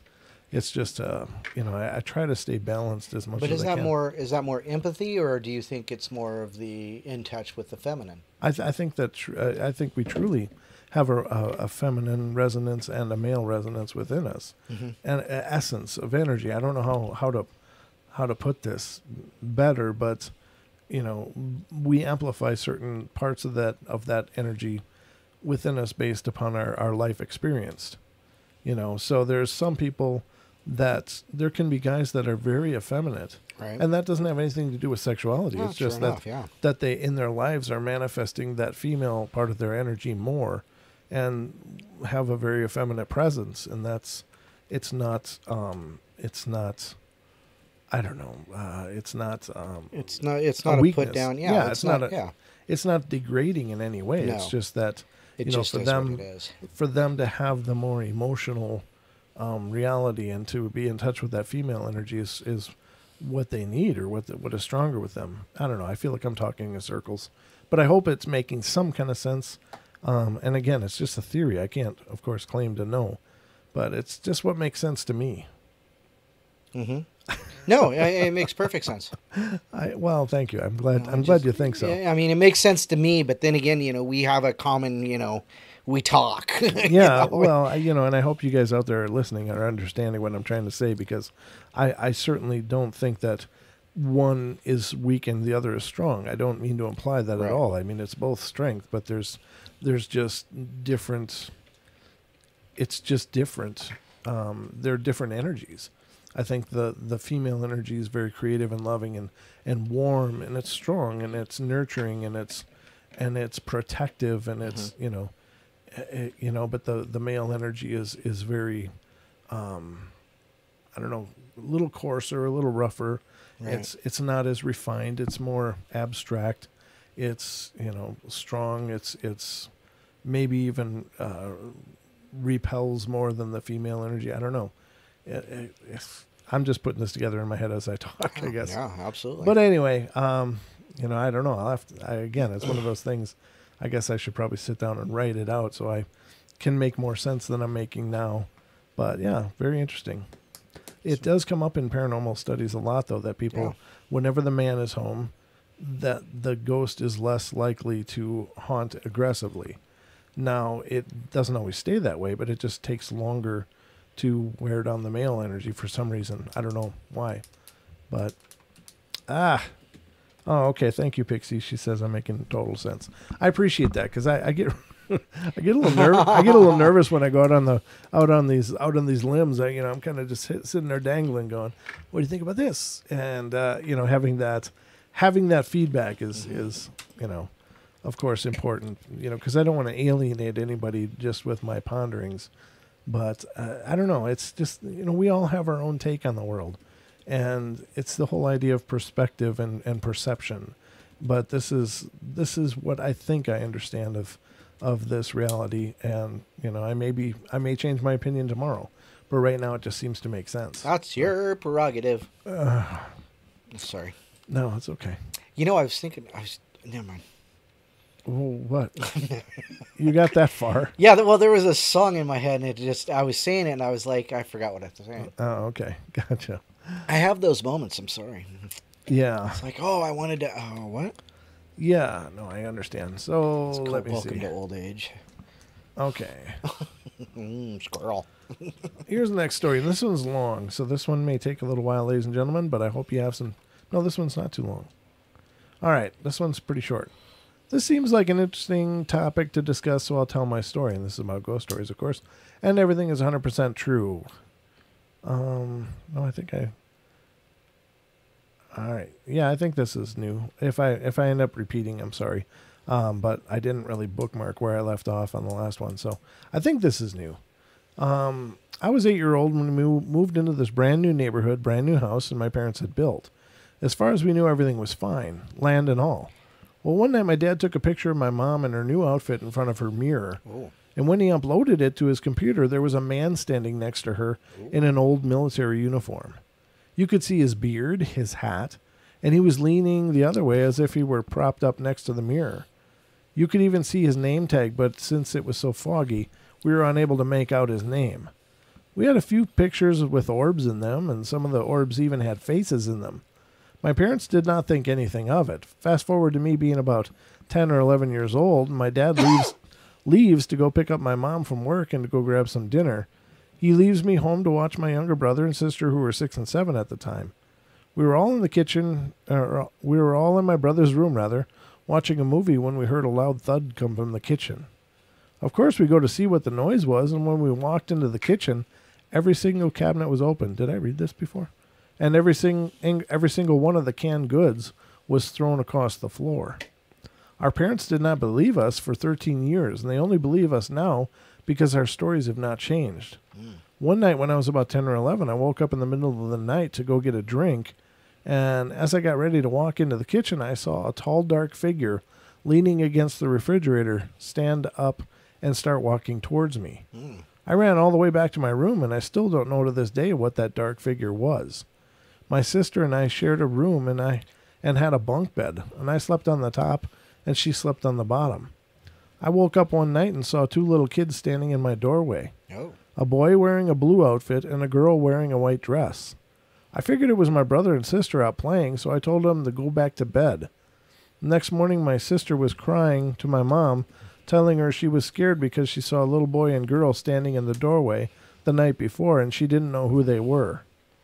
A few weeks later, my dad told us that he woke up one night and there was a little girl in a white dress walking back and forth beside his bed. Ugh. He thought it was me, so he sat up and he could take me back to bed. And once he got up, the little girl was gone. He also had a dream about a little girl in white talking to him out in a field with bison and horses. Oh. There was a little boy in blue with them, and he went too far out into the field and was trampled by the bison. He said it looked as if he were really there, like it wasn't a dream. And the little girl he had seen before, too, as well. Fast forward to me being about 16 or 17, and my newest sibling was 3 or 4. She always had this imaginary friend that she did everything with. It wasn't so out of the ordinary for her to have an imaginary friend. It was just the friend's name was strange. Tonto. Tough. No toddler is going to make up an old Native American name. One day, while she was drawing pictures and we asked her what she was drawing, she moved her hands and told us that it was a picture of Tonto, and she was covered in blood. She also made it very clear that Tonto did not like me at all. My sister always tried to tell Tonto that I was a nice person, but she said Tonto hated me. Excuse me. One day I was in my room standing on the edge of my bed hanging up posters when my little sister ran into the room screaming, "No, Tonto, don't do it. Don't hurt my sissy." Oh. I jumped off the bed and asked her what the heck she was talking about, and she looked me dead in the eyes and said Tonto was going to push you off the bed and stab you with the tacks. Oh. And then she walked away. After a few weeks of my sister not mentioning Tonto, we asked her where she was, and she said, "Oh, Tonto is dead now. Ugh. Her daddy killed her in our attic." And she never mentioned her again. Her daddy killed her in our attic. Yeah, I had completely blocked Tonto out of my memory, as did my sister, until here recently when my mom brought her up. I started doing some research here recently about my hometown, and I did find out that it was all Native American land at one time. Mm-hmm. When the English came over, the natives had a war with them, where my hometown is now. Lots of natives and English men and women were killed, and lots of bison used to roam the area. I couldn't find anything about the land that my parents' neighborhood is actually built on, but this war happened less than a mile up the road. Wow. Yeah, so that's cool. That's crazy. It is crazy, yeah. Someone named Tonto. Yeah. Planning to kill her. With tacks? Yeah, I was going to stab her with tacks. So I imagine it wouldn't probably have been death, but... It would have hurt like 1,000 pinpricks. Yeah, that's horrible. Wow. Whoa. So don't piss off the spirits, ladies and gentlemen. That's all I can say. Stab you in the eyes with tacks. Yeah, or anywhere that's else. just creepy. I had somebody do that to me in high school, by the way. Stab you with tacks? No, I got up to talk to the teacher and went back to my And they had chair. tacks on your seat. Some guy put a tack on my chair. Oh my God, dude! I've never stood up so fast in my life. We used to take staples and twist them, Yeah. set them on, and you'd see the kind of same thing. Oh man, that's harsh. Yeah, it hurts. Yeah, that would be harsh. But yeah, it doesn't feel good I had to pull the tack out of my butt cheek too. It was like just in there. Yeah. So and I wasn't like picked on in school or anything. I really wasn't. I just kind of did my own thing and didn't bother anybody, and nobody really bothered me. But I guess that day I was the butt of the joke. Thank you. I'm here all night, ladies and gentlemen. Galaxy said I'll kick his ass, Brent. Playground after school. Yeah, I don't know. She's Pixie's our strong arm here. Pixie's the portal bouncer. Yeah. She is, and Lady Death is her right hand. And I think that makes Vamp her left hand. Then. Yep, Vamp's on the other side. Those three are vicious. Deacon's in there too. They are the angels. Hey, Sean, how are you? They are our dark Haven't angels. seen you in Wifle. Sean. Yeah, the trio. Yeah. They are the portal angels. Sorry, I gotta get a drink. Hello, angels. Tonight, I'd like you to take care of. I can't think of anything creative. Yeah. Pixie says, Wonder Twin powers activate. Shape of the moon. Form of a bucket to carry your tail in. Oh my God, the Wonder Twins. Wow. It's a wonder they got anything done. Yeah. Playing with their rings. They usually didn't. They were kind of the Gilligan of the show. I used to hate the Wonder Twins. They were such a waste of the time. It's like, let's get back to Batman and Superman beating people up. Yeah, pow. Yeah, pow In the kid's zap. eye. Yeah. There you have it. This is the portal, ladies and God, that gentlemen. was hilarious. So who came in? Sean. Oh, there he is. Yeah. Sean's Well, it's here. about time, brother. You've been Yeah, gone he's forever. He's been absent. He's been tardy. Yeah, well, we'll have makeup work scheduled for you. Absolutely. Homework tonight. Detention. Sorry, you gotta sit in our YouTube channel and watch reruns. And you have to tell us what was special about Saturday night's episode. And Pixie has to do that too. Yeah, you and Yeah, Pixie will be you in and detention. Pixie got homework. Oh. Or it's the basement. Oof, that's a spooky thought. Even for me. And we do a show called The Paranormal Portal. And your basement is still a scary place. Now this is the miniseries story. Okay. This is one that I passed up the other night because I'm like, oh my god, it's so long. So long. It really is. I'm still scrolling. There's the bottom. Oof. Okay. What? He's got a part 2. What? I gotta open up part 2 in here and see how big this is. Near. Wow, this person. This is a whole show. This is literally a whole show. How long do you guys got? How long are you going to spend with us tonight? We've only been going for 2 hours already. Yeah, well, has it been? Yeah, well, that's what it says. Is it? No, it can't be because Hour it's 30. 10. Yeah, it's 10 minutes. We're an hour and a half. Yeah. This is more than a half hour of story, though. Uh-huh. Do you guys want me to read like a long story? Yeah, go for it. All right. You good to go, Don? Yeah, Dory says you two make me laugh right out loud. Yeah, well, thank you, Dory. I'll take that as a compliment. Depends on what you're laughing at, I guess, but I assume you're laughing with us. It's usually the sound of my voice. Yeah, well, you got those. Kurt says it's only 11. It's only 11. Aw, Kurt, yeah, I think Kurt's in Central Time, so Yeah. he's well, Pixie's over in Eastern. Yeah, Pixie's Pennsylvania. Wow, you guys are just awesome. I just love you guys so much. Oh, they're awesome. Yeah. That's true. All right, so let me just start in the story. If you guys are ready to go, I'll just start reading. It's going to be a long one though, so I'm just warning you in advance. Be ready to put in some time here, and I'm going to do my best to read it, not lose my voice. Okay, so everything below this paragraph is the original post I made a year ago. I wanted to keep this updated and post more for all who are interested. I don't need to read that whole paragraph. All right. Because I enjoy the unknown as much as you all seem to, I'll share with you all of my experiences that I can remember. Years ago, I started a Word doc so I could keep track and eventually always remember always my most strange occurrences. I'll only cover what I haven't already posted, but will provide links to those.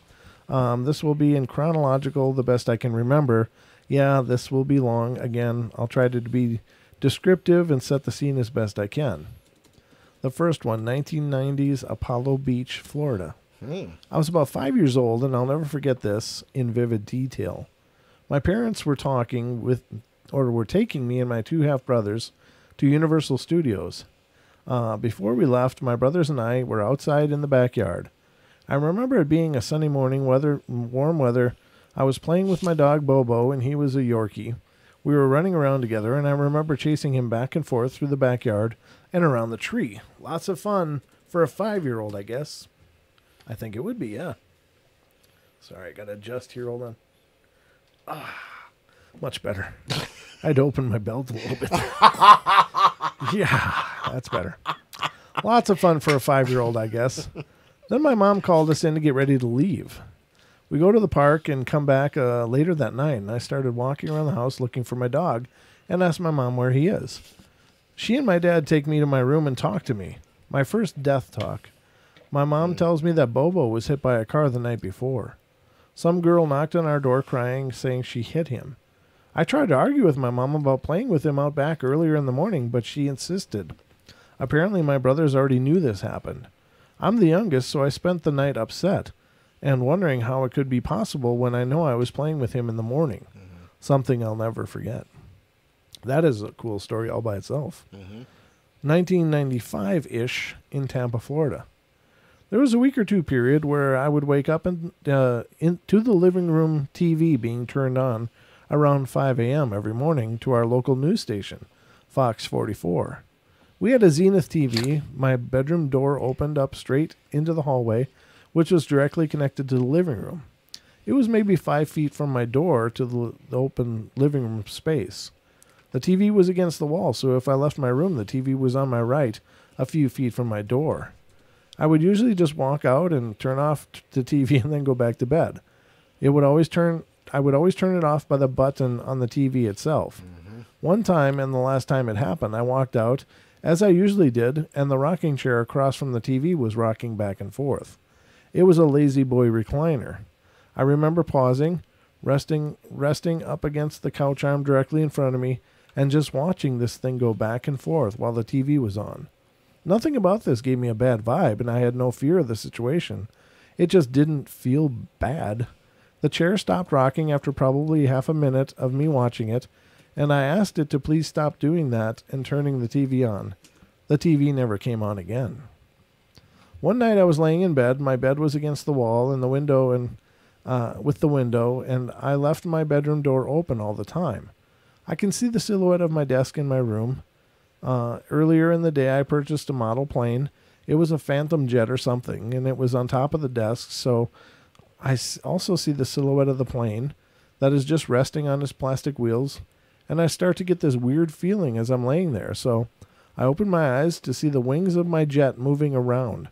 This model is hard plastic, and those wings would never bend like it was. It almost looked like it was like putty, and moving it around, and they were going up and down. The tail fin was also going back and forth. Again, I am only seeing the black silhouette of this. I put the covers over my head, there you go, Don, and occasionally looked out to see if it was still happening. I eventually fell asleep under my covers. The next day I told my mom about it, and she was concerned and believed me, which is rare from all my haunted house episodes I've seen. After the incident, my mom always had this dark feeling too. I always felt like I was being watched or followed when I was at home. I remember my dad taking me to the movies to get my mind off of it. That Jim Carrey movie, The Truman Show, had just come out, so we watched that. Not the greatest.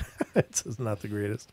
For about a week or so, anywhere I went in the home, I felt followed. Anytime I was on the computer, AOL days, I always looked over my shoulder because I sensed someone was behind me, and my neck hairs would always stick up. I remember being in the kitchen one night to get a drink, and I heard footsteps behind me. I would turn and look, and nobody was there. It freaked me out, so I ran to the kitchen, and the footsteps ran with me. I ran to my mom and told her what was going on, and she was freaked out. So she called her ex-sister-in-law, who was a big-time Catholic, who told her about reading verses from the Bible and to burn the plane. Burn it! We ended up doing that, and once we burnt the plane, she read some verses. The dark feeling lifted from the house, and I never had any issues there again. Now we're moving to the summers of 1997 and 2000 in Lorton, Virginia. Background. I started dating this girl I met on AOL. It says loser in parentheses. I would spend the summers at her place in Virginia. We had met in Disney World back in January 1998, and the parents were cool with it since they knew she and I weren't 30-year-old men. I don't get that. The whole AOL chat, 30-year-old men. Right. Okay. Trolling for Gotcha. girls. Gotcha. The next few experiences were from multiple events happening between this timeline and may not be in chronological order. The first night I ever stayed in their house, I slept in her brother's room. He was in Ohio visiting his dad for a few weeks, so he was gone before I got there and wouldn't be returning for a few weeks. It was upstairs on the second floor, right across from her room. She kept her door closed. That was a custom-built Ryan home that the mother had built with the recently deceased husband. There were no lights in this room for some reason, besides the TV and the lamp to his iguana he told me to take care of until he got back. It died from not eating. He had a TV with a VHS mount installed and only had Revenge of the Nerds VHS, so I had to keep playing and rewinding that to fall asleep. I'm now in the point of my life where I have to fall asleep to either TV, music, etc. I can't do Dire Straits' darkness with quiet. Oh, it just says I can't do straight darkness. I don't know why I said Dire Straits, but I think it's the way he spelled straight. S-T-R-A-I-T. darkness with quiet. So I'm laying there when all of a sudden the cracked bedroom door slowly starts to open, creak sound and everything. I just lay in the bed staring at his door, and I'm thinking it's one of the cats and will walk in any second, but the door stops and there's nothing on the other side. I get up after thinking about even moving and walk over to the door. I peek out in the hall and there's nothing there. I just end up closing the door. There are no locks on these damn doors. I probably watched Revenge of the Nerds 3 times before I fell asleep. This was probably a few weeks later. Her brother Alan is now back, and their older sister's boyfriend, John, is staying over. John and I are on the floor. I'm 15 years old, and Alan is about 16, and John is 17. While laying there, I start to hear this heartbeat sound. I wonder if it's just me, but then Alan sits up in bed and asks if we hear anything. John sits up and says it sounds like a heartbeat. So now I sit up and we all sit there quietly listening to this heartbeat. It sounds like if you were to put your ear to someone's chest, but without the muffledness. So we all get up and open the bedroom door, and the sound gets louder, and we all look at each other like WTF and just close the door. It stopped after a minute or so, and we spent an hour talking about it and sharing stories. One night I was sitting in the living room area downstairs, first floor, with my ex. It's probably close to midnight. We just finished watching a VHS movie when the VCR cuts to static when the film ends, and it auto rewinds.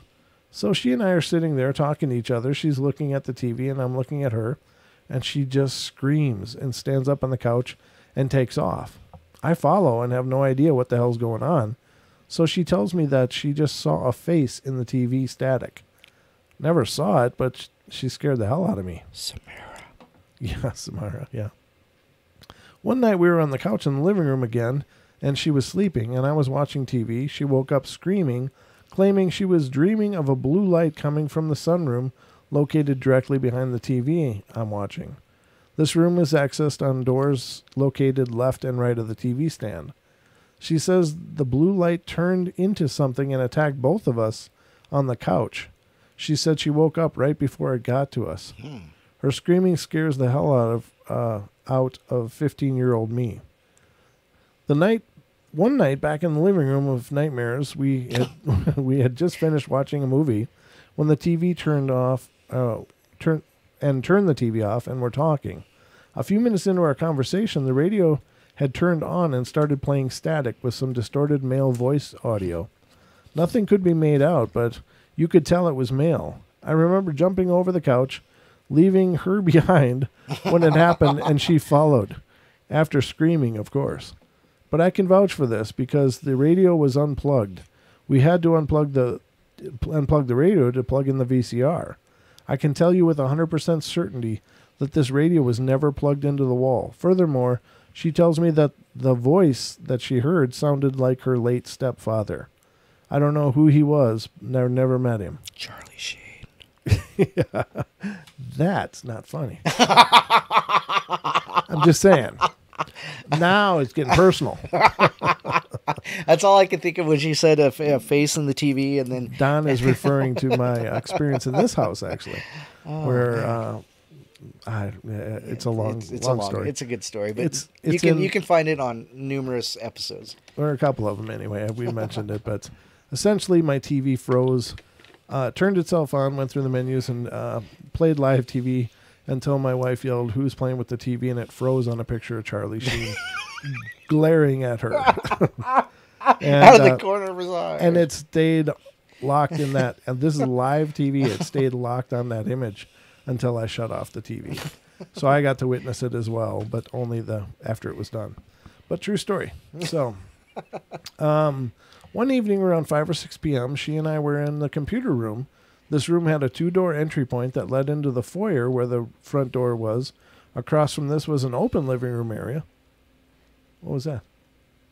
I heard something. I don't know what it was, though. Oh. Okay. I heard a squeak or a squeal. I think it's the minion. Oh, the minion? Yeah. Oh, yeah, you can be noisy. Okay. Where was I? Foyer where the room was, across the open living room area. We were playing Sims or Roller Coaster Tycoon. It was new at the time. All of a sudden, we both hear a female voice coming from across the foyer from the living room, and we both looked over at the couch in that room where it sounded like it was coming from, and saw nothing. But the voice continued, and we both ran out the front door and waited outside for her mom to get home from work. We told her what happened, but she just laughed about it.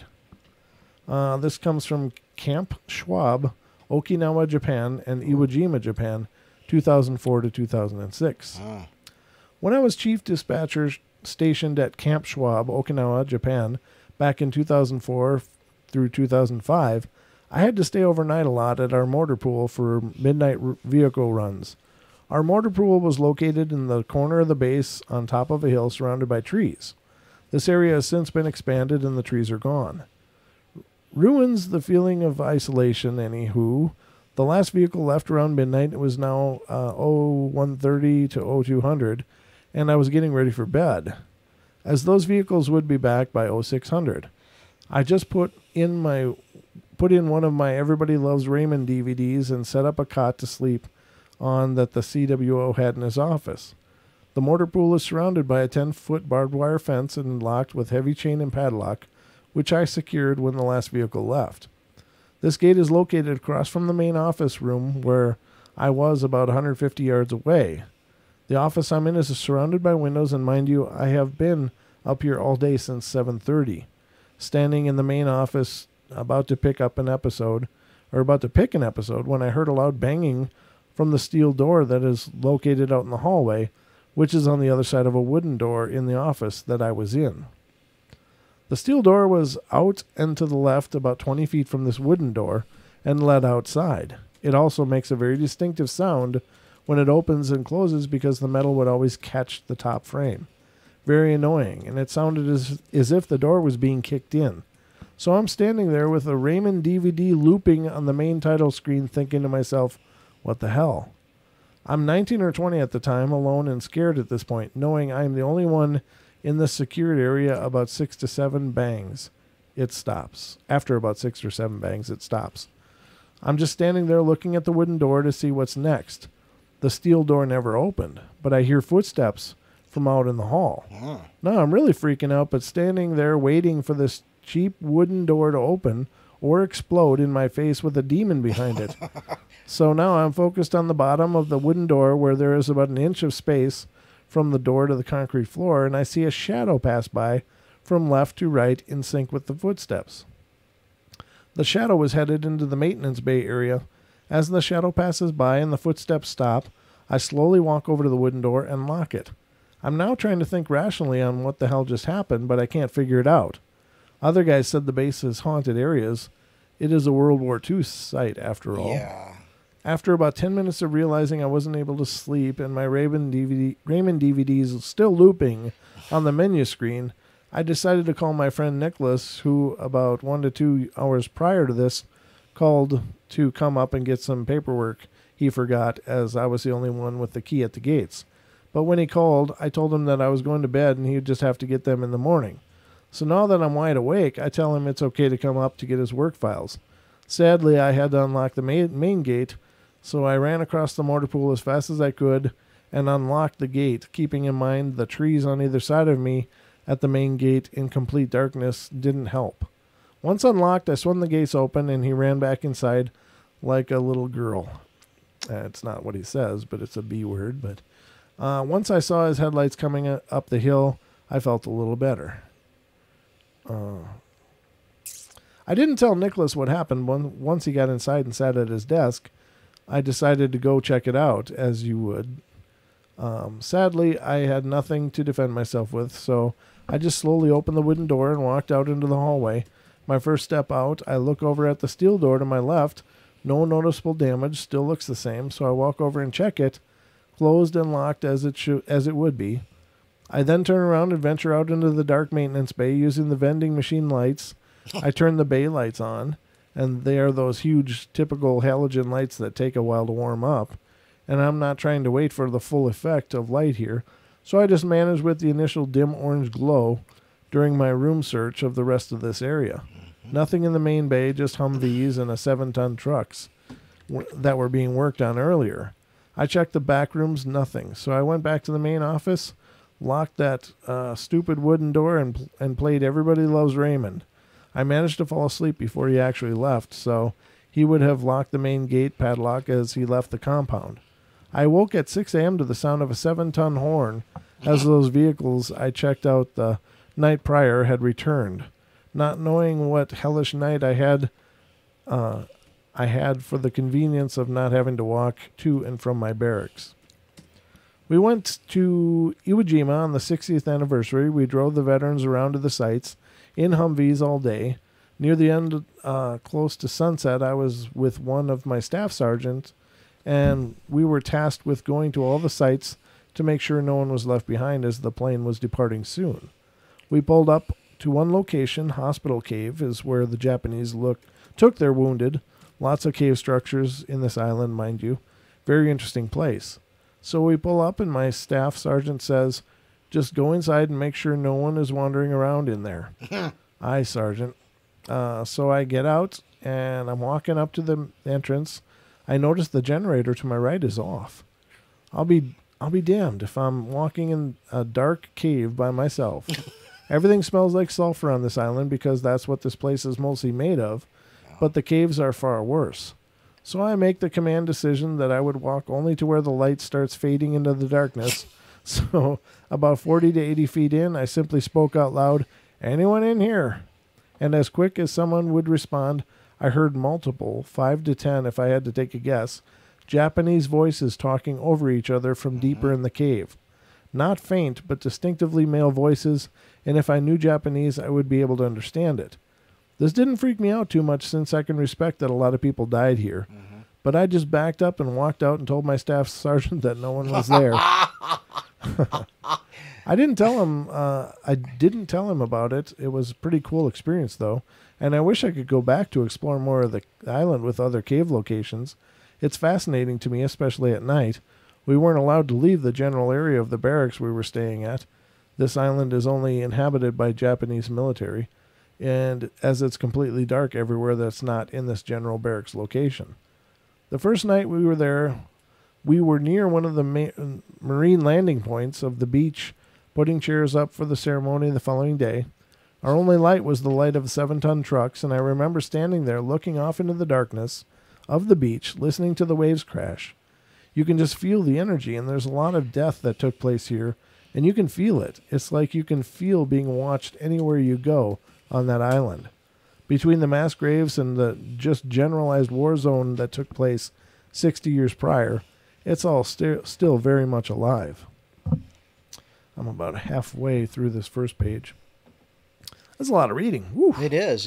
But it's the Okinawa stories and Japanese stories. Stories like that. Those are the ones that are, because a lot of people in the Julia and LD, they both said, "Yeah, no, I wouldn't say anything." Or somebody said, "Yep, there's ghosts in there, sir." Yeah, exactly. But there's so much. It goes back to that history. The shadow stains and it's just creepy. I can see creepiness there. Well, we're moving back to the mainland America here in Cherry Point, North Carolina, in 2007. When I got to my barracks room, I didn't have a roommate. The room was very bare and only had 2 beds and a nightstand in between. I did not have any table lights for about a week straight. I had the same reoccurring nightmares of these dog-like demons attacking me, taking me down and ripping my throat open. I would always wake up sweating and freak the hell out. And of course, in the dark, because the only light immediately available was my cell phone, which was just a Motorola Razr. The dream felt very real, and waking up in the dark never made it better. I ended up going to Walmart and buying a crappy lamp. A few months later, I was sent to Camp Lejeune, North Carolina. I think that's how you pronounce it. Camp Lejeune, yeah. Lejeune, North Carolina. I spent a few months there and came back to Cherry Point. Lucky me. The billeting, Billeting sergeant sent me back to the same room I was in before, but this time I had a roommate, Joe. One night I woke up to 3 loud bangs on the nightstand next to me. The best way to describe this, and only military folks might get it, but the lights, lights, lights command you get in boot camp. They would yell that and the lights would come on. It basically meant it's time to get the hell up. Well, I woke up on the second slam and... Sorry, I got to scroll. And sat up as the third slam on the desk was going on. The light from the streetlight outside was shining through the curtains, so there was some light in the room, and I looked over at Joe, and he is sound asleep. What the hell? I ended up just going back to sleep, brushing it off as just another statistic of a screwed-up night. I never told my roommate because he didn't seem like the kind of guy who would believe it. Now we're going to Laurel, Maryland in 2008. Wow, this guy's got a lot of them. He's been around. He's got quite a laundry list here. I am now out of the military and living with my new, now ex-girlfriend's parents, and I'm sleeping in her older sister's room who has since moved out. It says since, but I think he means since. I stayed up late to play video games and was trying to sleep. It's around 3 a.m., and laying there, a music box starts playing on the dresser in the corner. I open my eyes and stare into the ceiling and just take in that this is happening, and I sit up and look, and I see the music box, but it's closed. It's the ones that play when you open the top of the box. It played for a few seconds and then stops. I get up and walk over to it, and I open it up, and it starts playing again, then fades off because you have to wind it up for more freaky fun. I have slept in this room for many months, and this has never happened. I laugh it off as one of the less freaky things that has happened to me and go to get a glass of water, then return to bed. One day I'm downstairs in the basement watching TV or playing Tiger Woods 2007, don't remember which, but it's irrelevant. Right above was the room I'm sleeping in, the older sister's room. While I'm sitting there, I start to hear footsteps above me in the room, walking around, and I pause and just listen. It's clearly footsteps, hard to mistake in that. The hardwood floors above me were creaking. I will also note that I am the only one home during the day, and I don't know the history of the house either. It stops after a minute or so, and I continue to watch TV or play Tiger Woods. Excuse me. Everyday happenings. Woo, yeah. At this point in time, Ghost Hunters had just cued my interest, so I was watching that. So one night I decided to use my MacBook to record audio while I slept. I did this for about a week, and only once did I ever catch anything. It sounded like a faint male voice, but I couldn't make out anything it was saying. Current employer, undisclosed location, Maryland 2008 to current. I responded to a 9/11 hang-up at our ranges around 9 p.m. It sounds like he's a police officer, yeah, law enforcement. Well, our ranges. Or is he still military? I don't know. They're out in the middle of the woods near an old wildlife refuge, so they are pretty isolated. Yeah. There are no street lights out there, and it's a few buildings with lots of open field sniper ranges and tons of woods. And I pulled up to the gate and unlocked it and drove in. I parked and walked up to the classroom where the 9/11 hang-up phone was located. And I should also note that this entire area has a significance to the Civil War era and World War II as it's a military installation. I would also like to note that the number for the 9/11 hang-up does not exist. But it occasionally trips our dispatch call center for unknown reasons. I've had my share of paranormal experiences, mostly while I was stationed in Japan, so I take the patrol shotgun out and just so I feel better about this entire stupid call. In the darkness of the night while responding to a 9/11 hang-up, to a line that no longer exists. I unlock the door to the small wooden building, the trailer, and as I open the door, the only light illuminating my path is a red exit sign directly above the door. I don't see any light switches immediately, so I take a few steps in to locate them, and as I do, there is a doorway directly to my right. By this time, I can see my peripheral vision, a human-shaped shadow with the red exit sign illuminating it. I quickly turn with the shotgun as my heart starts racing, and I can make out the face. I quickly start hitting the wall and manage to find a light switch, to which reveals a training dummy sitting in a chair. Oh, God. I take a breath and step back outside on the deck and radio in for assistance, as I'm now going to say, screw this, going on a ghost hunt alone. I go back inside and do a quick sweep of the building. It has only 5 small training rooms.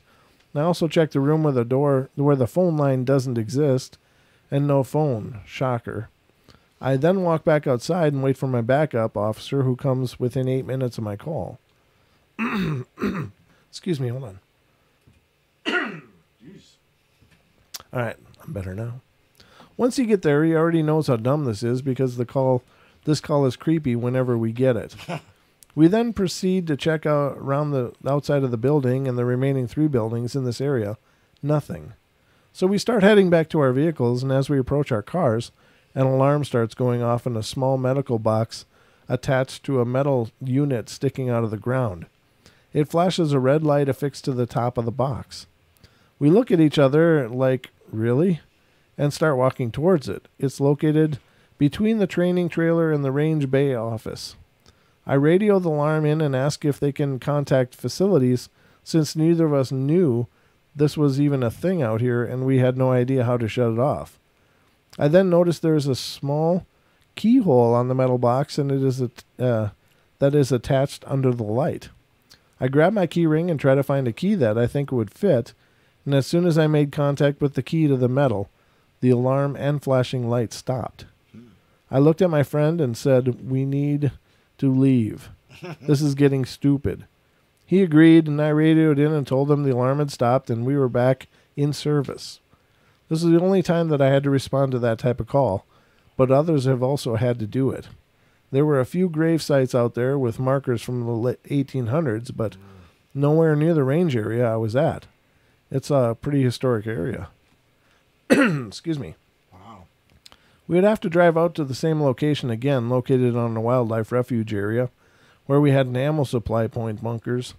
These are alarmed by our alarm center by contact alarms, but still required visual checks. We would have to check this 3 times during the shift. I work mids, so the last check would be after sunset. To get out to this location, you have to drive past the range classrooms I previously mentioned in the first comment. This road turns into a dirt and rock and surrounded by trees, and there's a big chain-link fence that separates the ranges and the wildlife refuge.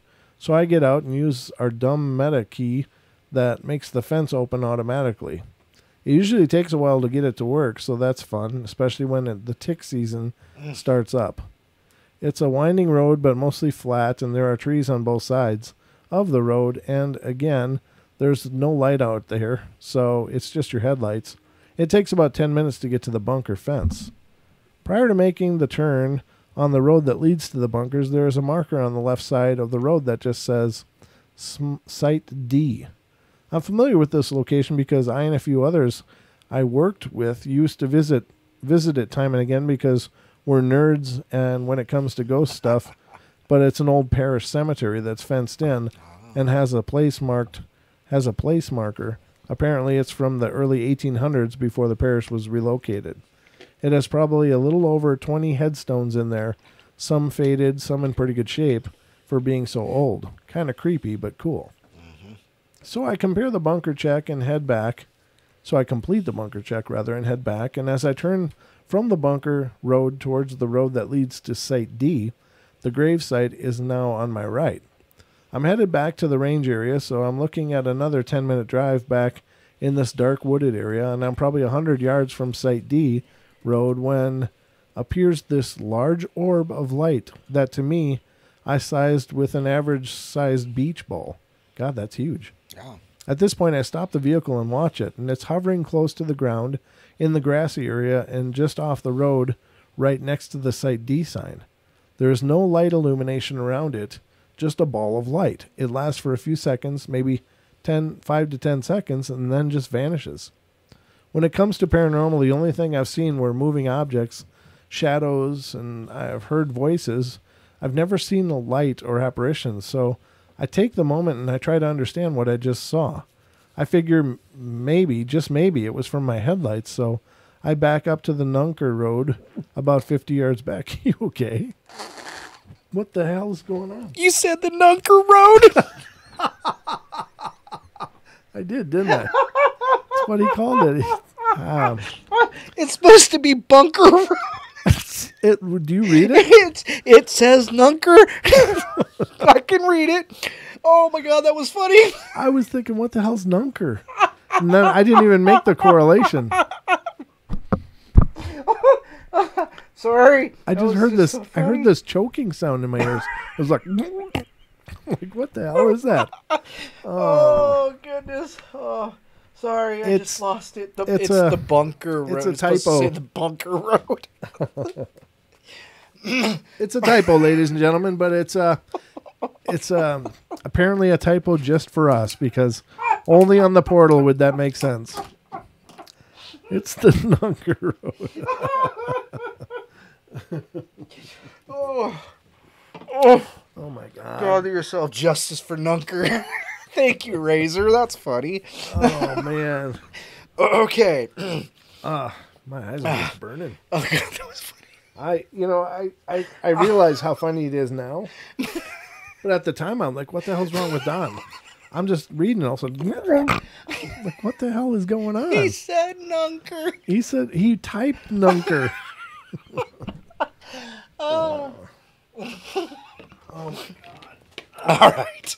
I gotta rub my eyes. Oh jeez. Only here, ladies and gentlemen. Oh my goodness. I think you're right. I think that's supposed to be bunker. Yeah. Heading out on old Nunker Road here. Going to visit Don on the Nunker Road. Oh goodness. Oh, sorry. I gotta. Every time I start sweating, Oh. I have really oily skin and it just burns my eyes. Wow. Wow. I'm not meant to perspire, as it turns out. Yeah. Old Nunker Road. Old Nunker Road, take me home. I've not ever heard you almost choke on your drink before. I'm just glad you were drinking at that time because that's so funny. It's like, I'm going to have to watch the replay just to see your face when that happened. I'm going to have to watch it too because I didn't see it. Okay. All right. Take me home. Nunker Road. Oh, no. Just to help carry the load. That's a Nunker reference right there, I'm telling you. Oh, goodness. Yeah, he says, I got to find the place in the story now because Help it. it says right there. So I back up to the Nunker Road. Yeah. About 50 yards back and drive slowly and try to recreate what I just saw. Nothing. Well, we saw a lot more in this story. And it's going to continue, but I got to check something here. Don't take too much credit there, Vamp. Yeah, so I stopped near where I was before and just sat there and thought to myself, maybe it was some paranormal crap that just happened and how no one would believe me if I said anything. So I put it back into drive and headed back. And as I drove past the Site D sign where I saw the light, I could only see some sticks and grass in the area and nothing else. I looked up towards the dark road that leads up to the graveyard, expecting to see a demon ready to charge me, but it was just pitch black. So now my imagination starts running wild, and I feel like I need to just go. So I cut a few minutes off my 10-minute drive while hoping I didn't slam into a deer or other forest creature while constantly looking in my rear view, which is pointless because the only thing I can see is dust from the road from the taillights, so it makes it worse. Ha ha. I get to the gate that separates the refuge to the range control, and I'm a little hesitant to get out of the car, still thinking about that demon. Let me point out that this is the only time in my life. Let me point out that at this time in my life, I had been watching a lot of My Haunted House, My Ghost Story, so I'm in a bad place mentally, I guess. Yeah, those shows will definitely get you all twisted up. So I let the dust settle after stopping the car and finally get out. And I can't see anything because I pulled up too close to the gate. And the damn metal key isn't working. So I back down the dark road and I can't see anything. Finally the key works and the gate makes a loud beep, beep, beep alarm when opening, which I forgot about. And it scares the hell out of me. Drove through and I was free. Strange occurrence. And it would have been better if I didn't think about demons. Ha ha ha. And that's, I don't know. That's a huge orb. So whatever it was, it must have been very profound energetically. Okay, so this is, I don't even know what 8th of October in 2012. I just finished a call at one location. I was back in service, and I was driving southwest on this road when I noticed this object in the sky hovering. It was a pretty good distance away from me, but I could clearly make out that it was silver-white rectangular object. The weather was heavy down overcast, so this thing was below the clouds. It was around 4 to 5 p.m., so it wasn't dark yet. It appeared to have been rotating counterclockwise to my vantage point, but staying in one place. It also looked as if the bottom left of the object was slowly disappearing. I was able to see the dark gray clouds behind it where it was fading away, and I'm probably driving about 15 to 20 miles per hour while watching this thing. It's a weekend, so there's no cars on the road at my facility. As I'm watching this thing, I pass by one tree. One is all capitalized. And once I clear the other side, the object is gone. No clue what it was, and I tried telling a friend, but she didn't believe me. I was training a new officer, and we were doing a site check of the range control, same place where I had the 9/11 hang-up. This was probably 2012, and both the orb of light and 9/11 hang-up had already occurred. It was probably 8:30 p.m., and we had just finished walking around, checking all the doors to make sure that they were locked. And I would like to note that we have to keep the gate secured even when we come into the ranges. So we locked the gate when we came in, and she decides she needs to use the bathroom, which is located up on the platform where the classrooms were. So I watch her walk up and into the bathrooms. I will also note that there are male and female bathrooms. And I am sitting in the passenger seat looking around. We are parked in the center of this parking lot, probably 300 feet long. 3 row of cars, not too big. It's just an open area. And the vehicle is facing the classrooms and bathroom, so she could see where she was walking. However, there are lights that were on outside of the bathrooms themselves as someone from earlier left it on before they secured the ranges at 4 p.m., so I can also see onto the deck. And as I'm sitting there waiting, I hear from the window behind me on the rear passenger window, tap, tap, tap, clear as day. It's no different than if you took your fingernail and tapped on a pane of glass. I just stare straight ahead and press the car lock button. Ha ha ha. I never turned around. I grabbed my phone and quickly texted my friend, Bree, who was one of the friends that would go to the gravesite with me at Site D, and told her what had just happened. She laughed and told me to get the hell out of there. And about a minute or two later, my OIT officer, it's officer in training, exits the bathrooms and starts speed walking down to the car while looking around. I unlock the door once she hits the pavement from the wooden ramp that leads to the parking lot, and she gets in. Before I can even tell her what just happens, she asks, "Did you go to the bathroom too?" And I told her no, and she continues to ask me if I was walking around, and I told her I was in the car the entire time, and she said, "Stop screwing with me. Were you up there?" And I told her I was in the car. She then tells me that while she was in there, she heard footsteps outside on the wooden deck walkway. So now she's freaked out, and I tell her, "Really? Well, let me tell you what I just dealt with." And I explained to her about the window tapping, and she says, "Let's get the hell out of here." So we drive off, talking about both incidences, and I start telling her about the 9/11 hang-up and the ball of light as we are leaving.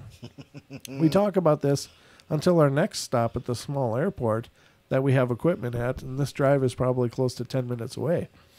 The airfield is actually across from the woods that Site D cemetery is located by a good distance, so we pull over after our check.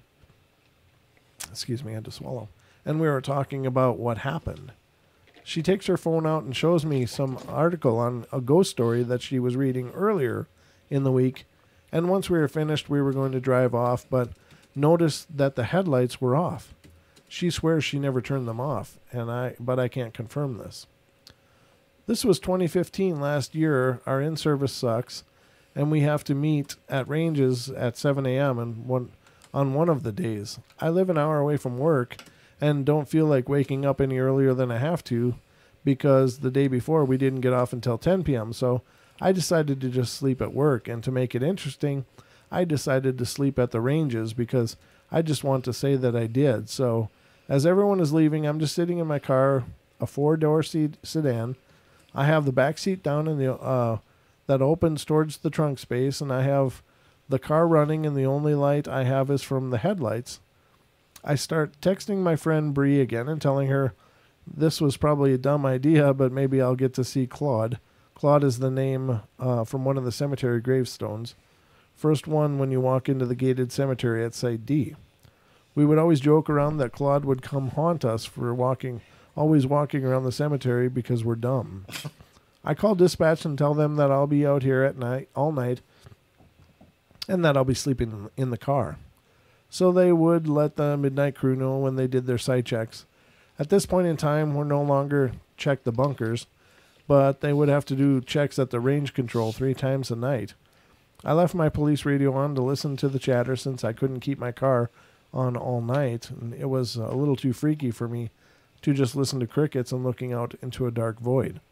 So I'm laying there, and I could hear midnight officer call out his site check, so I keep popping up to see if I can see him come in, but it's around 11:30 p.m. now, and I waited until about midnight when I realized this guy is just calling sites out and wasn't even doing his checks. Lazy night shift.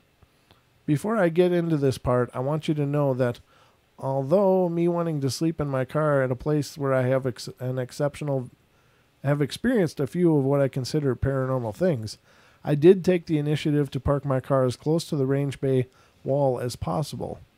I had a forklift with box covering my passenger side of my car and parked close enough to the range bay wall that you couldn't walk between it. Only my driver's side and front of my car is exposed. So I'm laying there in my car, in my sleeping bag, with my head near the driver's seat. It's a little after midnight, and I was browsing on my phone, maybe Reddit, maybe the news, I don't remember, but occupied. All of a sudden, I hear a loud bang on the side of my car. It was loud enough to force to where I felt the car frame, and it made my car move a little. I pop up thinking it was the midnight guy, and I use my flashlight, but nothing is around me. But I'm in it to win it, baby. I press the car lock door just to make sure it's locked. The damn locked the doors, and I did, but it felt nice to know that again, ha ha ha. I took one last look around with the flashlight, and still nothing, just open parking lot and darkness. So now I reposition myself in the car, and now I am uncomfortably sleeping head first in the truck with my feet towards the driver door, because I'll be damned if whatever just did that will watch me sleep all night. Nothing else happened that night, but it did take a little while for me to fall asleep. I think I put on Pandora and kept my radio next to me. And I also woke up at 7 a.m., making me a few minutes late to the training, even though I slept right next to the building. I suck. There was no damage to the car from the bang. I have a third-party story that I'll end with because this is turning into a web series. My friend Troy was working at one of our offsites. It's nowhere near where any of this took place. It's in a different zip code. It was after working hours, apparently 9 p.m., and he was sitting in the police room that is located in the lobby of the building. We have turnstiles similar to an amusement park where you would badge in and then walk through. They turn vertically. Bass Pro uses the same ones. So there is no one in this building after 6 p.m., and he's watching TV, waiting for his relief at 9:30 when he hears beep, the sound of the turnstile makes when you swipe your badge to leave. He jumps up and looks out into the lobby. The door is right next to this area, and you could just lean over to look, and he sees the turnstile cycle through, watching the metal bars physically turn clockwise as if someone was walking through, but says there was no one there. He freaks out, grabs the ring keys, and speed walks out the lobby, locks the door, and waits at the main gate in the car for his relief. He refuses to work that building anymore. I spoke to a few midnight people, and they said they hear footsteps, female laughter, voices sometimes at night. Apparently years ago, a contractor woman who did access control had a heart attack and died either at the facility or later at the hospital, so they presume it's her. I've been working for this place for 9 years, and that has never happened while I've been there. So it must have been a really long while ago. All right. So now we move to page 2. That was the first page. I like how he ends that page. Because I'm limited to 40,000 characters, here's the continuation. To part 2. 40,000 characters. I'm telling you, this is... Flexed it out. This is a marathon. This is page 2. It's not quite as aggressive as page 1, but it's still plenty. I think it's More narrow, though. So, Hanover, Maryland, my old residence in 2010. I suffered from a wonderful experience of sleep paralysis, and I lived alone and was laying there awake from my nap that day, unable to move and open my eyes, but fully aware of my surroundings. I hear the TV in the living room playing, birds outside chirping, but I can't move. For those who have it, you know it sucks. Not sure how long this lasted, but let's base it off of what I think it was. So, about 20 to 30 seconds into this crap, and I hear this loud snorting right next to my head. I'm on my bed in my room, and it sounded like a pig, but snorting extremely loud and very fast, almost like it was hyperventilating. I'm trying so hard just to open my eyes, but nothing. And then I hear the AC kick on, so now I'm thinking, okay, I have to be awake, so what the hell is happening right now? I want to open my eyes to see what's doing this, but at the same time I'm afraid of what I'll see. After what seems like forever, probably only a minute, my eyes open and I jump back. Nothing there. I see the TV is on in the living room and the AC is on because I can hear it. And now I'm sitting up in bed wondering what that pig sound was from. I thought for a bit that maybe it was me breathing, but as loud and as fast as it was happening, I would think that I would be dizzy from hyperventilation. This sucks. I have a lot of sleep paralysis since then, but nothing with that audible pig noise. So this is the 3rd of December 2010, 3 a.m.-ish. Yeah, I started to keep track of the thing when I remembered too, so I woke up out of the blue for no reason. Where my bed was, I could look directly into my living room, and I remembered opening my eyes and feeling like something was with me. I sat up and looked out into the living room to see a white male, bald, wearing what appeared to be a purple football jersey with the numbers 88 or 00. He was facing the wall away from me, walking in place.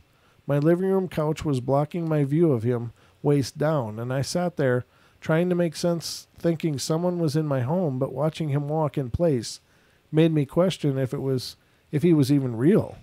And like that, he vanished. No mist, no fade, just blink of the eye vanished. I tried looking up the color theme of the jersey, but nothing.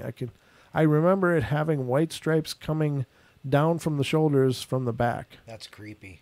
Yeah. What? The reason it's creepy is because I used to, back in the day, Uh-huh. have a purple team jersey, yellow ring neck and cuffs with 88 on it, with yellow 88 on it. And then I also had one with double zeros. So it wasn't me.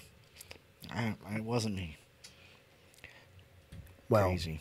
That is crazy, though. Seems to be it's our night. There was reversing the car up to the Nunkers and now a jersey. The bunkers. It's the bunkers place. It's the bunkers. I didn't type it. I just read it. And you read it well. Yeah. I was laying in bed one night and getting ready for to fall asleep. It says for to fall asleep. When I felt like I was being watched, I looked towards the bedroom door, same door that leads into the kitchen living room, to see what appeared to be the silhouette of a head poking out from the right side of the door. And as I looked at it, it quickly moved out of sight to the right. There were no facial features. The best part of this is where it moved to was a pantry cupboard. There is approximately 5 inches from that cupboard to my bedroom door. Ooh. No one could hide there. That's just weird. Why the hell do they just peek and watch and stuff, you know? It's just like, why? Creepy watchers. Yeah, I mean, it's, if you're there, you're there, but why sit and watch the people, you know? I don't know. Maybe it's incredibly boring. I don't know. Which makes me feel bad then, if they're just in this limbo state. It's like, oh, that's horrible. Got nothing better to do than peek. Yeah, I'm just going to watch you snore. Because that's the best thing going on in my world. Yeah, I don't know. God forbid. Nuts. All right. Sorry. I'm just trying to focus here. Another part is September 2012. I was watching My Ghost Story in My Haunted House on YouTube after work. I was getting off at around 10 p.m. at the time. During some of the scarier episodes, my entire house loses power. So I'm sitting there in the dark with my laptop lighting up the living room, my couch facing away from my kitchen/bedroom. So I'm sitting there like, and slowly turn around hoping a demon isn't standing over me smiling as it wants to rip my throat open, but to my relief, nothing is there. This turned out to be the main breaker outside had tripped. So I went outside and turned it back on, and this was a common issue, but it did scare me since I was watching the show. So not paranormal, but thought I'd share it anyways. Jesus. Now we're going to Chantilly, Virginia, November 2013 through May 2017. Chantilly ladies and a pretty face. I'll thank you very much. Oh, gosh. Fried My Snickers bars for everybody. Yeah. My ex told me she heard a door close by itself while she was in the living room. I was at work at the time, but in other cases when I was home, I heard doors close a few times too. One thing that I didn't like was having a very vivid dream of a small girl standing next to my bed, watching me, and told me, "You have to take care of Buddy," in a very alarming and worried voice. She was in a blue/white dress and had blonde hair, probably in her early teens, 10 to 12 years old, and I remember her just standing there staring at me. I saw this image of her as if I were laying in bed, as I was, and looking up at her, and we were just staring at each other for a few minutes before she said anything. So once she says that, I jumped up in bed. Buddy is my dog, and I posted a pic of him on here once. I got up and went into the kitchen to see that if he was okay, and he was sleeping. I gave him some pets and told him to be good and went back to bed. I don't like kid ghosts, especially ones that make it seem like some emergency is going on when it's not. Well, they just trying to get your attention. Another time I woke up to go to the bathroom, and when I came back, the lamp that was on the headboard table above where I was sleeping was turned on. I looked over at my ex-girlfriend, and she was sleeping. She freaks out about ghost stuff, so I made sure to tell her in the morning. The lamp was one of those touch lamps with low, mid, high light settings. It was on mid. This is kind of hard to explain, is the next one, but sometimes I would wake up and see things that faded away. This particular time, I had dreamed of some huge spider above my ex, like it was coming down to get her. I woke up and I saw what looked like this black and blue glowing spider and its web probably 1 foot above her, and then it just faded in this blue burning ash and faded into nothing. One of the best ways I can describe this is in a video game. When you kill something, they fade into this burning look with that burning ember look as they fade. Right. Anyways, I've looked into that, and other people see that stuff too. Something called celestials. I can't say I've ever heard of that. Huh. Sometimes my dog growls at things that aren't there, but I think he's just being dumb because he barks at everything. We also have a mini dachshund, but she doesn't do it, so I'm guessing it's just him being dumb. Current resident, Western Maryland, May 27th, 2017 to current. June 2017, I went into the unfinished basement to get something and noticed a light bulb laying on the floor when you first come down the stairs, directly to the right about 5 feet away. The light was laying on the ground, not damaged. It had fallen out of the light socket directly above. It's about an 8-foot drop, and I would think that it would have broken having fallen from that distance to the ground. Strange that it was so loose. So I screwed it back in and made sure the others were tightened. July 1st, 2017, afternoon. I was in one of my rooms on the second level and heard what sounded like footsteps in the attic above me. The attic has joists, and there's no actual floor to walk on, and I have heard this a lot of more times throughout my time living here. It doesn't bother me, but it's mostly during the day, evening, and never at night. What I would say is that maybe it's not walking on the floor. Maybe it's walking on the ceiling. Thank you. Maybe Visions of Legion flash through my I head. mean, it's like it's probably just looking at the back of your head, like upside down, like. How's that for a creepy visual? Yep, that'll do it. That'll do it. Thank you. I'm done. No, August 22nd, 2017, 2:45 a.m. to 3:15 a.m. I was laying in bed watching YouTube on my phone with earbuds in, wired ones, screw you, Apple, when I heard all the smoke detectors in the house go off with one beep. It all took place within 1 second, and it started with one downstairs in the basement and ended with the ones in the bedroom. Oh. They all went off within split seconds of each other, not at the same time, so they had an overlapping effect. I paused and laid there. My ex-girlfriend didn't wake up. I ignored it and continued to watch YouTube videos. About 3 to 5 minutes later, they all went off again with 3 beeps each at the same time and stopped. My ex-girlfriend still wasn't awake. Now I'm getting concerned. I don't smell smoke, but I wonder if they're picking up monoxide.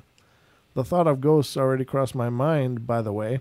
I'm never oblivious to that option, but I try to take the rational approach as I am laying in this dark bedroom, hoping it's over with. I'm a little scared and turn my phone away from me to use the light to see if anything is around me, just my dog on the floor sleeping. No one is waking up to this. So I continue to watch YouTube, and about the same 3 to 5 minutes, they all go off again, this time not stopping. So I tap the light on and wake up my ex and tell her I'm going to check the house. I call for my dog Buddy to follow me because I'm not looking forward to this, and I can admit I'm a little scared, and not looking forward to going into the basement. I walk out into the hall from the bedroom, and as soon as I put my hand on the dog gate to open it, they all shut off. I stand there, still holding the gate, and look into the bedroom, and I tell my ex, this is stupid. Open the gate and walk down the stairs. Buddy didn't want to come with me. He was too tired. I'd like to note that that above the dog gate there is a smoke detector which covers that hallway area. I get down to the first level, nothing. Check all the rooms clear. No smoke or anything noticeable. Now comes the basement. I open the door and I say to myself, ha ha ha, this is how it all happens. The basement. Just like in every horror movie. So I turn on the first light, and which only lights the stairway, walk down, and flick the second light switch at the bottom of the stairs to view the rest of the entire unfinished basement. Expecting my usual demon, I am relieved to see an empty space with the sound of the furnace running, home secured. I head back up the stairs, and as soon as I take my last step at the top of the stairs to the hallway on the second floor, that previously mentioned smoke detector above my dog gate beeped once. It scared the hell out of me. I just shook my head and said, F you, and went back to bed. 23rd of January 2018. I work out in my basement. I have a little area to work out. In between sets, I run back and forth from one end to the other 10 times. I have a money for a mortgage, not a treadmill, and it's cold outside. Near the back of the basement, this is an open area, no corners. I have a paint can lid that catches water that sometimes drips above where the main shutoff valve is. About 30 minutes into my workout, I noticed that it was moved forward of where I had placed it. It was in place earlier on, so I stopped running and put it back. Didn't think much about it. Another 20 minutes in, I was running by it and noticed it had been moved forward of where it was again. Okay, I'm following, so I put it back again and say out loud, okay, please stop. It's there for a reason. And continue my workout. I'm typing this 2 days later from the post date, and it hasn't moved yet. And that, ladies and gentlemen, is that marathon. Wow. That is the story. I don't know how long it ended up being. Wow. It was huge, but you know what? People were there with you. Were you guys there? Were you with me? Especially when they backed out of Nunker Road. Nunker Road, I'm telling you. A lot happens on the Nunker Trail. Pixie just asked if we knew it's that. Like the Trail of Tears. The Trail of Tears. I'm scared. Claude's there. Down Nunker Road. Pixie asked her what? Yeah, remember? she asked if we read that, octopuses are actually from another world or galaxy. I Did you read that? I have not. Oh. Is it? I guess anything's possible. What did they ride down on a comet, or how'd that work? Well, transpermia is what it's called. Panspermia, sorry, not trans. It's not a trans. It's a panspermia. But scientists believe that that's how octopuses got here. Scientists believe this. Yeah, that's that they're from another world. Yeah, well, something like that. Okay. Well, I read it. It's crazy. I don't pretend to know. Well, they are just super intelligent. They are, and I don't know. I don't know what to say to that. It's like, yeah, I guess it's possible. I mean, I believe we could be from another world. That's kind of weird. I'm actually reading a book that they talk about. What do they? They're called chitins, chitins, and they're octopus-like. Yeah, I'm reading space opera again, so. Oh, okay, gotcha. But a lot of tentacled space aliens across. I mean, so across all kinds of writing and facts and things, and hippos have. Thanks, Razor. Yeah, we needed to know that. What did he say? He said hippos have pink milk. I don't even know where to go with that. That's one of. Out there's one of the branches on the tree. What do you want me to say? Wow, this says we started streaming 3 hours ago.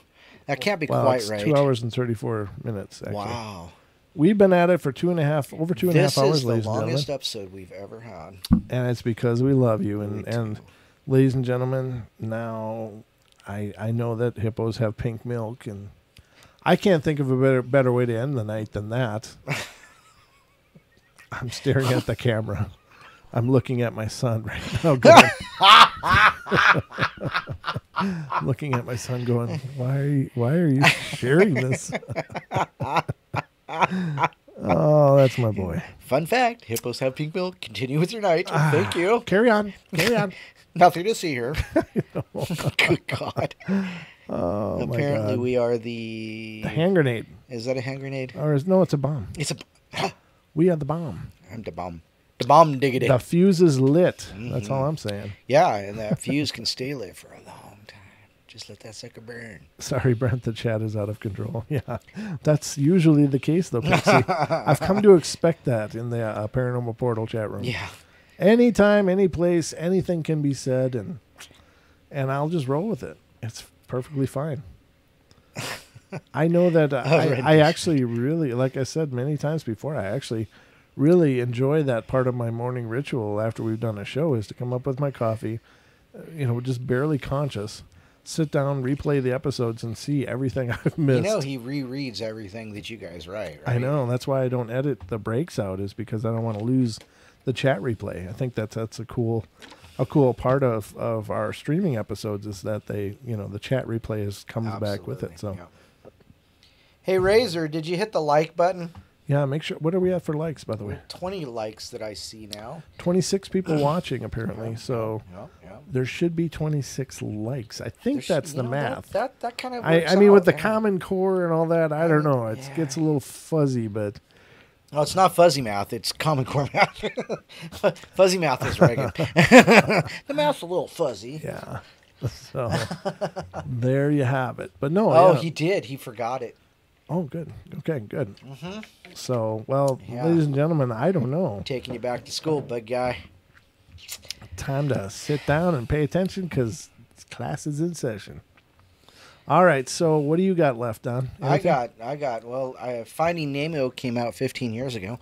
Thank you, Julia. Well, you and Razor should get together and just have a fun fact night. Yeah, fun fact. Did you know that Razor? Do you know that Razor likes to grow a beard too, Don? Oh yeah, I know. He does. We like beards. No, he loves growing. We like big beards, and I cannot lie. Haunted dolls. Oh, what's this? Do you have another story? Yeah. Okay. Oh well, no. Welcome to our page devoted to haunted dolls phenomena. Let's see. So we know Robert. Okay, there's Robert. It's $70. Busted. Oh, a haunted Amelia doll. The doll's eyes turned from blue to a glowing green. After that occurred, supposedly hauntings began. Ooh, this is fun. Hauntings began in a home. Here are the original eBay story and photographs of the haunted doll. Original eBay listing for the haunted doll. Okay, this is one of the creepiest pretty dolls I have ever seen. Looks like it should be on the corner of a shelf in a horror movie. While this doll is not recommended for the weak of heart or for any little kids to have in their bedrooms, she's too creepy. Is Obaka here? No, I don't think he is. Well, not that I would know. But to get to the doll info, she was made by Hamilton Collection in 1994 and is hand numbered 2225B, and her name is Amelia. She stands 19 inches tall and comes with a deluxe doll stand. Wow, nice. Okay, now for the good stuff. I not only sell on eBay, but I'm a paranormal investigator. Well, we investigated our first house last week and the place is over 100 years old. The woman who lived there claimed to get woke up every night by a crying baby. She also claims this doll, Amelia, entered her home with blue eyes. She has been kept out of the sun and intense light. She said the happenings started the second doll's eyes to turn green. She wanted the doll out of her house, and who better to give the doll to but a paranormal investigator? I did some EMF field tests on the doll, and she peaked at a 2.2. There's no other electrical interference in that area of the room. I also moved the doll around the room, and the EMF readings were between 1.8 and 2.1. A note, I'm not allowed to give out our paranormal website and name due to eBay regulations. I also can not guarantee that the doll being haunted. I'm only reporting a story and my paranormal findings, so I don't expect the doll to jump into a shipping box and chase you if you win this auction. Now, here's an update. After revealing the story of the doll online, we received letters telling us that it was originally manufactured with green eyes and that the story of changing them from blue to green is bogus. So we checked out eBay ourselves and found that this doll was made in 1994 with green eyes and is regularly available for purchase on the auction site. It's not haunted. Sounds like the lady who sold the doll to the paranormal investigator and the paranormal investigator were telling us both tales to get sales. Ooh. See what they did there? A little alliterative. I still like those dolls that we came across. Yeah, the what are they again? The goose. I don't remember that name. Yeah. Was that even syllables at all? I'm gonna look up creepy dolls here. Hold on. Cool. Images. It was creepy dolls. They were awesome. They were awesome. All right, dolls. let me look up Freddy Krueger doll. I don't know, it must be in here, right? Oh, because there was a Freddy Krueger doll. Oh, there's Annabelle right there. Oh, Raggedy Ann is Annabelle. They were everywhere, well, that's everywhere the in the Conjuring 70s. movie, Annabelle. Yeah. Oh, so. Yeah. Oh, here it is. Those are, what are those? Living Dead dolls? Yeah, the Living Dead dolls. Yeah, ladies and gentlemen, look up Living Dead dolls if you get a chance. Mm-hmm. Let me look it up. Hold on. I'll see if I can put it on the third panel. Dead dolls. Where is it? Living Dead dolls. Oh, what a karaoke show. Amelia. All right, let's put this over here. Let me get this. I'm going to blow it up and put it on the third screen again.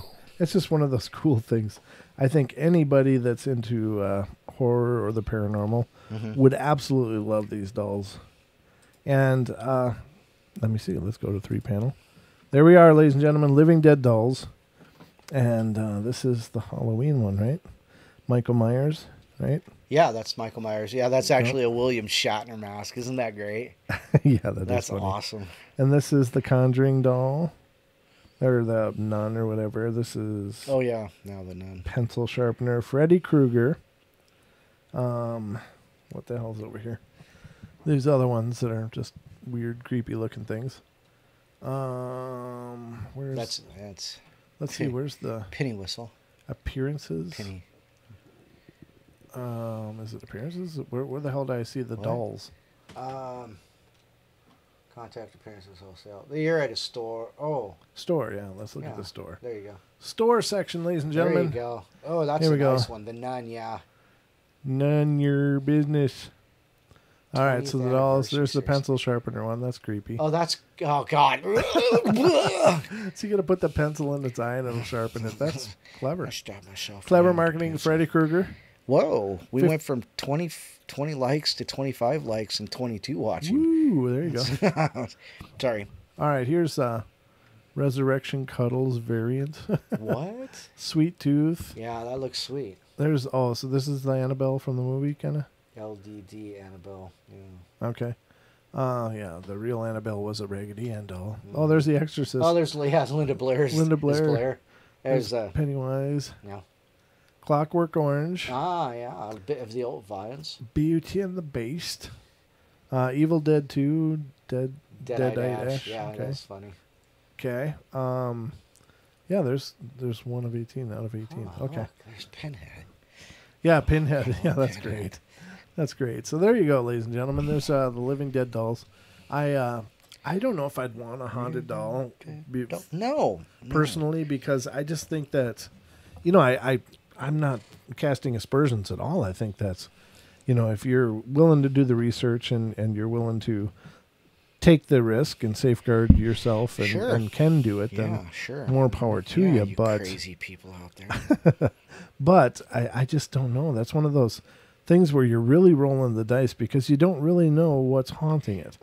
No. I mean, you don't know what you're getting. It could be, just, poor Pete that got, fell asleep and, knocked his head and decided he needs to live in a doll because he can't figure out the way home.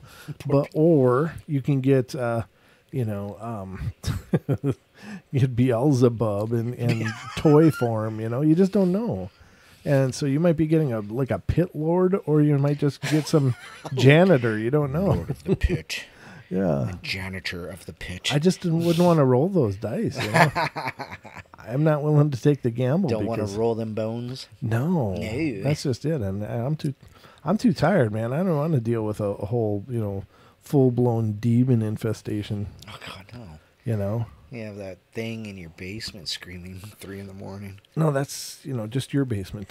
No comment. Oh, you're referring to that EVP? Yes. Yeah, that's the most horrendous sound, and I don't want to meet whatever made that sound. Me either. I don't know, just me, but I think I'll just stay on the part where we discuss it, and I meanwhile go safely to bed at the end of the night. Brian, go jump in a lake. What's Brian saying? He says, "Does this site have any black-eyed bean dolls?" No, but that sounds like a great addition to the Paranormal Portal store.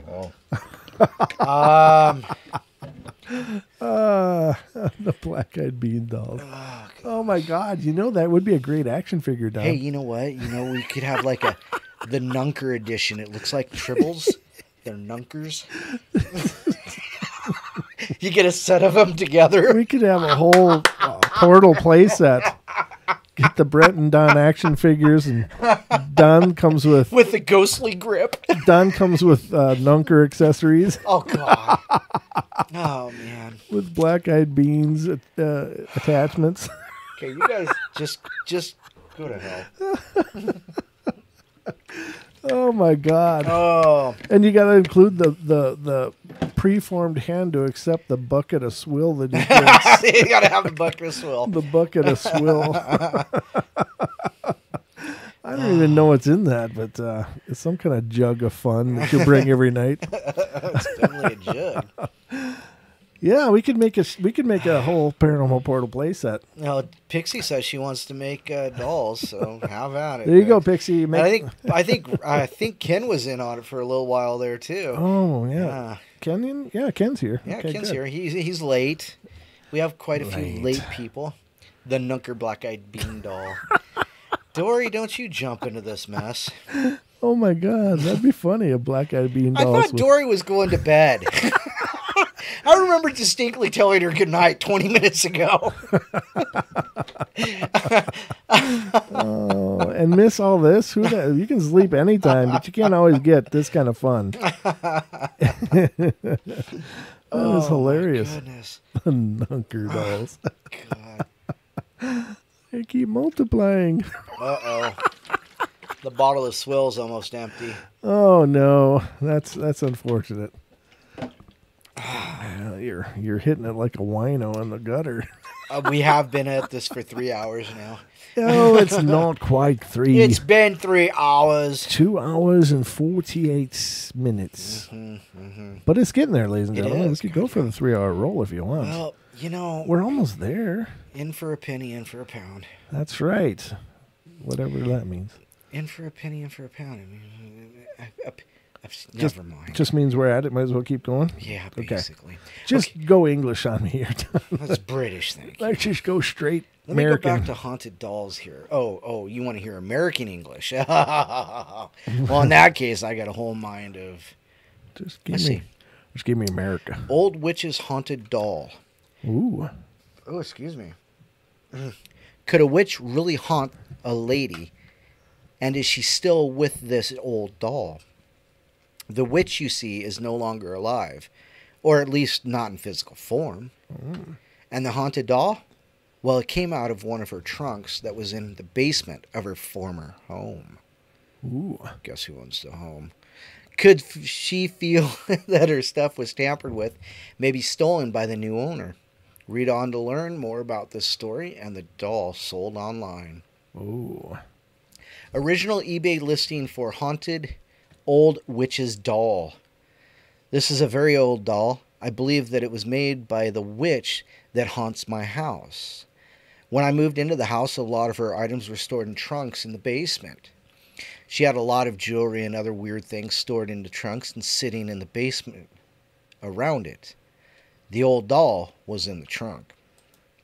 It's hand-sewn and made of flesh-colored felt. No face, or features on the head, nor is there hair. It's 10 inches long and about 3 inches wide. It's dressed in a homemade black skirt with a wide pleated material at the bottom and lace and nylon above it. She has on a laced bodice with a black pearl type pin stuck in the front and used as buttons. She has a matching black bloomers with lace at the bottom and a pair of boots made of soft imitation leather with black fishnet hose. This is one of many dolls that she had, and I'm listing a cornhusk doll later tonight. I assume the old witch used this and all the other items in the trunk to cast spells on people and to work her magic spells. This old witch I'm talking about lived in this house before I bought it. Her granddaughter told me a story, and here it is. The grandmother was a witch, and she practiced witchcraft and her magic in this house that I moved into. She wore black clothing and had a ton of jewelry that she wore. The granddaughter would not take any of the old witch's personal items with her. She said they were all haunted by the woman, and she wanted nothing to do with it. After I moved into the house, I gathered up all of her personal items and stored them in the basement. That was when I found the old trunk. It was full of jewelry and other things that she used in her everyday witchcraft. They all had been stored there until now. Here's the story of the old witch. I moved into the house 20 years ago, and it was haunted by this old witch. I've seen her on many occasions floating in the house and also walking about in her black clothing floating around. She opens doors and slams them and does little nuisance things to irritate me. She loves to ring the doorbell and then run off. Goes running off. Wow. I'm going to sell all of her personal belongings and the items that were in the trunk. I hope she decides to leave with one of them and haunt a new owner. I will not be held responsible for anything that you might receive with this item you are bidding on. Her items are haunted. Read my feedback. Be careful what you bid on. You might receive more than you bargained for. Well, now there's a truth. Good God. How many times have we said, and you specifically mentioned, make sure that what you're bringing into your house is clean. Oh, yeah. Now, it's like, oh, goodness, yeah, let's buy a haunted doll that was owned by a witch. Yeah, it's a great idea there, buddy. But not to smash on people who own haunted dolls. I mean, we know Abake, and then there's somebody else who has a haunted doll as well, and I believe her name is Emily, that we know. Oh, so no, it's fantastic, and I think again, if you're willing to, roll the dice on that, well, it'd be a cool experience. But I guess just being a parent of a small child, for me, it's just like, oh God, I don't want to risk anything becoming a problem for my family. If it was just me, I think that'd be kind of cool. No, no, that's all right, thanks. No, that's all right. No. No dang dolls for me, darn it. Haunted Cuban doll. A little doll from Cuba passed down in the family to the only person who would take it was auctioned online quite some time ago. There was quite a lot of mystery attached to it, and the family seemed to be afraid of what might happen if they kept it around, based upon past paranormal experiences. The haunted doll was said to move around on its own within the home, and a woman's spirit seems to be attached to it. Original eBay listing for the haunted Cuban doll. This doll was given to my grandmother years before I was even born. She was brought back from Cuba. I ended up with this doll recently after my grandmother's sudden passing. No one else in my family will have anything to do with it, and for some reason I thought I should shut up. They thought I should deal with it. Well, you know how you rank in this family. This doll has spent almost a decade in a box, tightly taped up with duct tape and tucked in a far corner of the attic. What the hell? It was originally put on display in the living room with all the other little collectors. However, she did not seem to like wherever she was placed, as things around her always seemed to get broken for no apparent reason. I know that my grandmother had some unpleasant experiences with her. She never told anyone about. The incident that ended this doll in the attic was when a picture of my grandfather fell across the room, only to come back in, fell across the room and shattered. He passed when my mother was barely 8 years old. Mm-hmm. Since this doll has come into my care, she has broken some of my special treasures. She does not appear to like sitting next to anything. There have been several occasions when I put her in one place and leave the room, only to come back in and see her somewhere else. Ooh, that's creepy. There are times when there is a very strong aroma of woman's perfume, a deep, musky scent, which I know is not my own, as it gives me a headache instantly. It will come on subtly at first, and then you will notice it very clearly. I'm positive it's the doll, even though to smell her when the scent is not noticeable, you cannot smell it. As I write this, I'm smelling the perfume and now have a headache. Gee, doesn't want you to let it go. Several times I've been woken up by very loud bangs of sorts. I can't really describe it, as of course I'm in a sleep state when it occurs, but I am aware enough to know it comes from near where she stands. There are other times when I'm lying alone watching TV and I hear my name. It's a thick, husky female voice with an accent I can't place.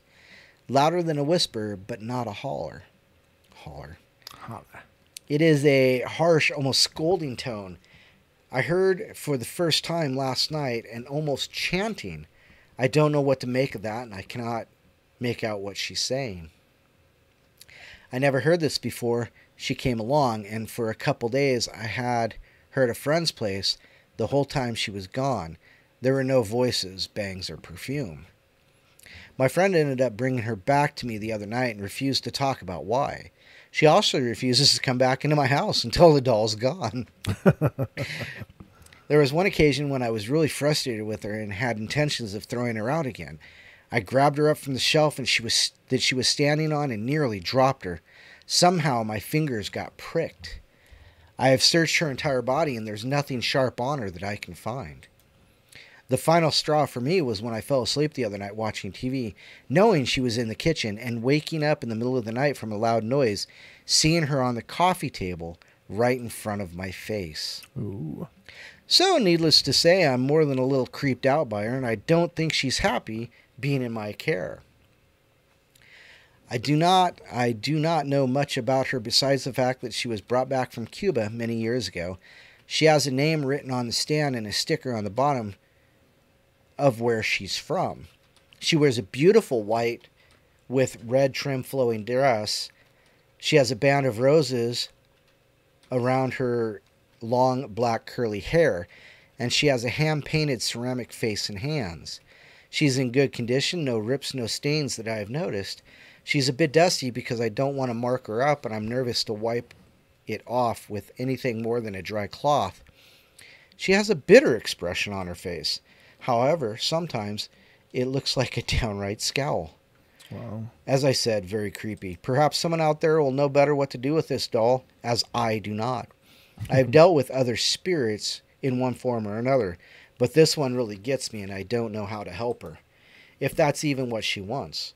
I'm not afraid of her, but creeped out for sure. She makes me very uncomfortable. I've tried to throw her in the garbage several times, but that didn't work out so well. So here I am. If you have any questions, please feel free. I'll answer everything to the best of my knowledge. Wow. How much are they asking for these things? You know what? They're not putting prices in here. Okay. But I'm pretty sure you could probably look things up like this. The haunted Cuban doll sold on eBay or things like that. Sure. And you'd probably come up with, it's kind of, you know what? I'm not even going to mention what it looks like, but it's kind of a creepy looking doll just looking at it. I don't want to look in her eyes. Never mind. But yeah, interesting. I mean, yeah, creepy dolls are creepy dolls. Let's see if I can find one that might. Is there a clown doll? No, I don't see any clown dolls. eBay haunted doll listing example. Let's see here. Videos of haunted dolls, haunted doll ghost video, haunted African doll. Let's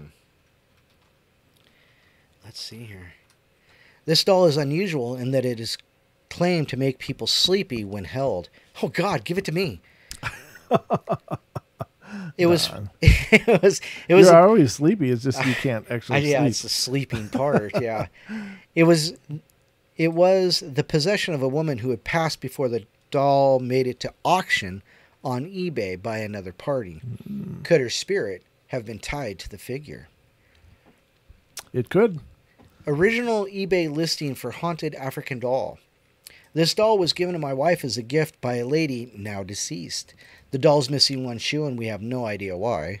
It appears to be an older vintage type doll. This doll seems to carry a strange relaxing energy with it. Both of us felt really sleepy after holding the doll after any given time. I should say for any given time. Now I know that's weird, but it's the truth. We think that we have captured the energy around the doll on the pictures. If you know someone who is having trouble sleeping or really high strung that needs relaxing, this would be a great doll for them. Well, that's not horrible, but But it's enough, and we hit 3 hours, brother. We did. We got 3 minutes and 3 hours 1 minute. Oh goodness. We rolled 3 hours. It was kind of a portal-thon of sorts. This is portal-thon. Yeah, I think it's our longest. It is definitely our episode. longest. Yeah.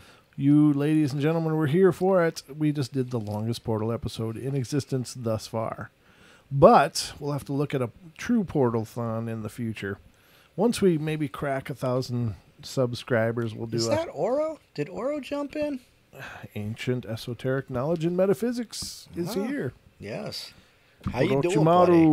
Orochimaru. Okay, well, there you have it. I'm pretty much done for the night. Yep. Bottle's empty, bro. Just had that whole discussion all by yourself there, didn't you? Yes, I did. All right, so again, ladies and gentlemen, to the end. coming up on the Saturday show, again, we'll be joined by our good friend and portal psychic, Mrs. Deborah Varner. She'll be doing free readings to callers of the show. And again, that'll be 10 p.m. Pacific time. You can find us doing it right here on YouTube as we are tonight, or you can see it on tfrlive.com. Or you can go to iHeartRadio and find the Truth Frequency Radio channel on iHeart, or tune in, Talk Stream Live, and you can find us all the way all around out there. Yeah. Remember, if you do want to talk to Deb, you have to call in early and hold the line. Yeah, just be patient because if you're in the queue early, you're guaranteed to get a reading. But if you're in the queue late, it's a roll of the dice, and it's as we get closer to the last hour is really tough to try to squeeze in everybody because a reading can go 5 minutes to 25 minutes. I can't tell, and Deb doesn't know how long they're going to take. It's just the information comes, and when it's done, it'll be done. So I don't want to ever push her against a wall and say, Deb, you got to get this many readings done per hour. It's never going to be like that on the portal. You'll never make a cent if you don't. No, good gosh. No, it's just we want everybody to get a shot. If you're looking for a reading, you're looking for some insight. Deb is, truly amazing at what she does, and she's the real deal. And she loves doing it. So call in as early as you can, and I'll do my best, my very best to get to you. But again, the earlier you call, the better it is that you're going to chance that you're going to get a reading. So, but Deb has always made herself available to listeners of the show on her social media as well, and we'll cover that on Saturday's show. But Don and I will be back on Friday night, ladies and gentlemen, to entertain you with another fine evening of the Paranormal Portal. But until then, be good, be kind, be nice to each other, take care of each other, look out for each other. The world's a tough place, and we got to help each other out. So we'll be back. We love you all a bunch. Thanks for everything you're doing to spread word about the portal and to continue to find people to introduce to the portal. Yeah. We went up several subs since last show. We're at about 300 or 520 now. Yep, we are. I don't know if it's actually 520, but it was 519. It went up one since we started. Oh, okay, so we're at 500. Kurt pointed that out. Yeah, we're at 520 now. Excellent. Well, thank you. And if you belong to any groups where people are loving the paranormal, let them know about us, and hopefully they'll be loving us. Hopefully they'll be loving us too, and we'll be loving you for helping us. We already do love you, but it just helps.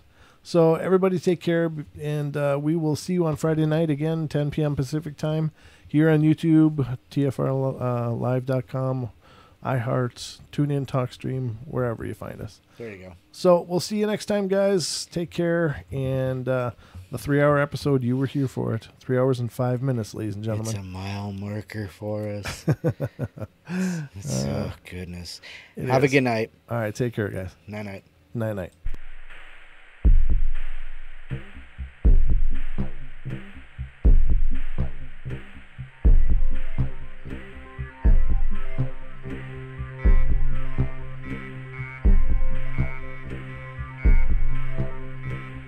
Woo!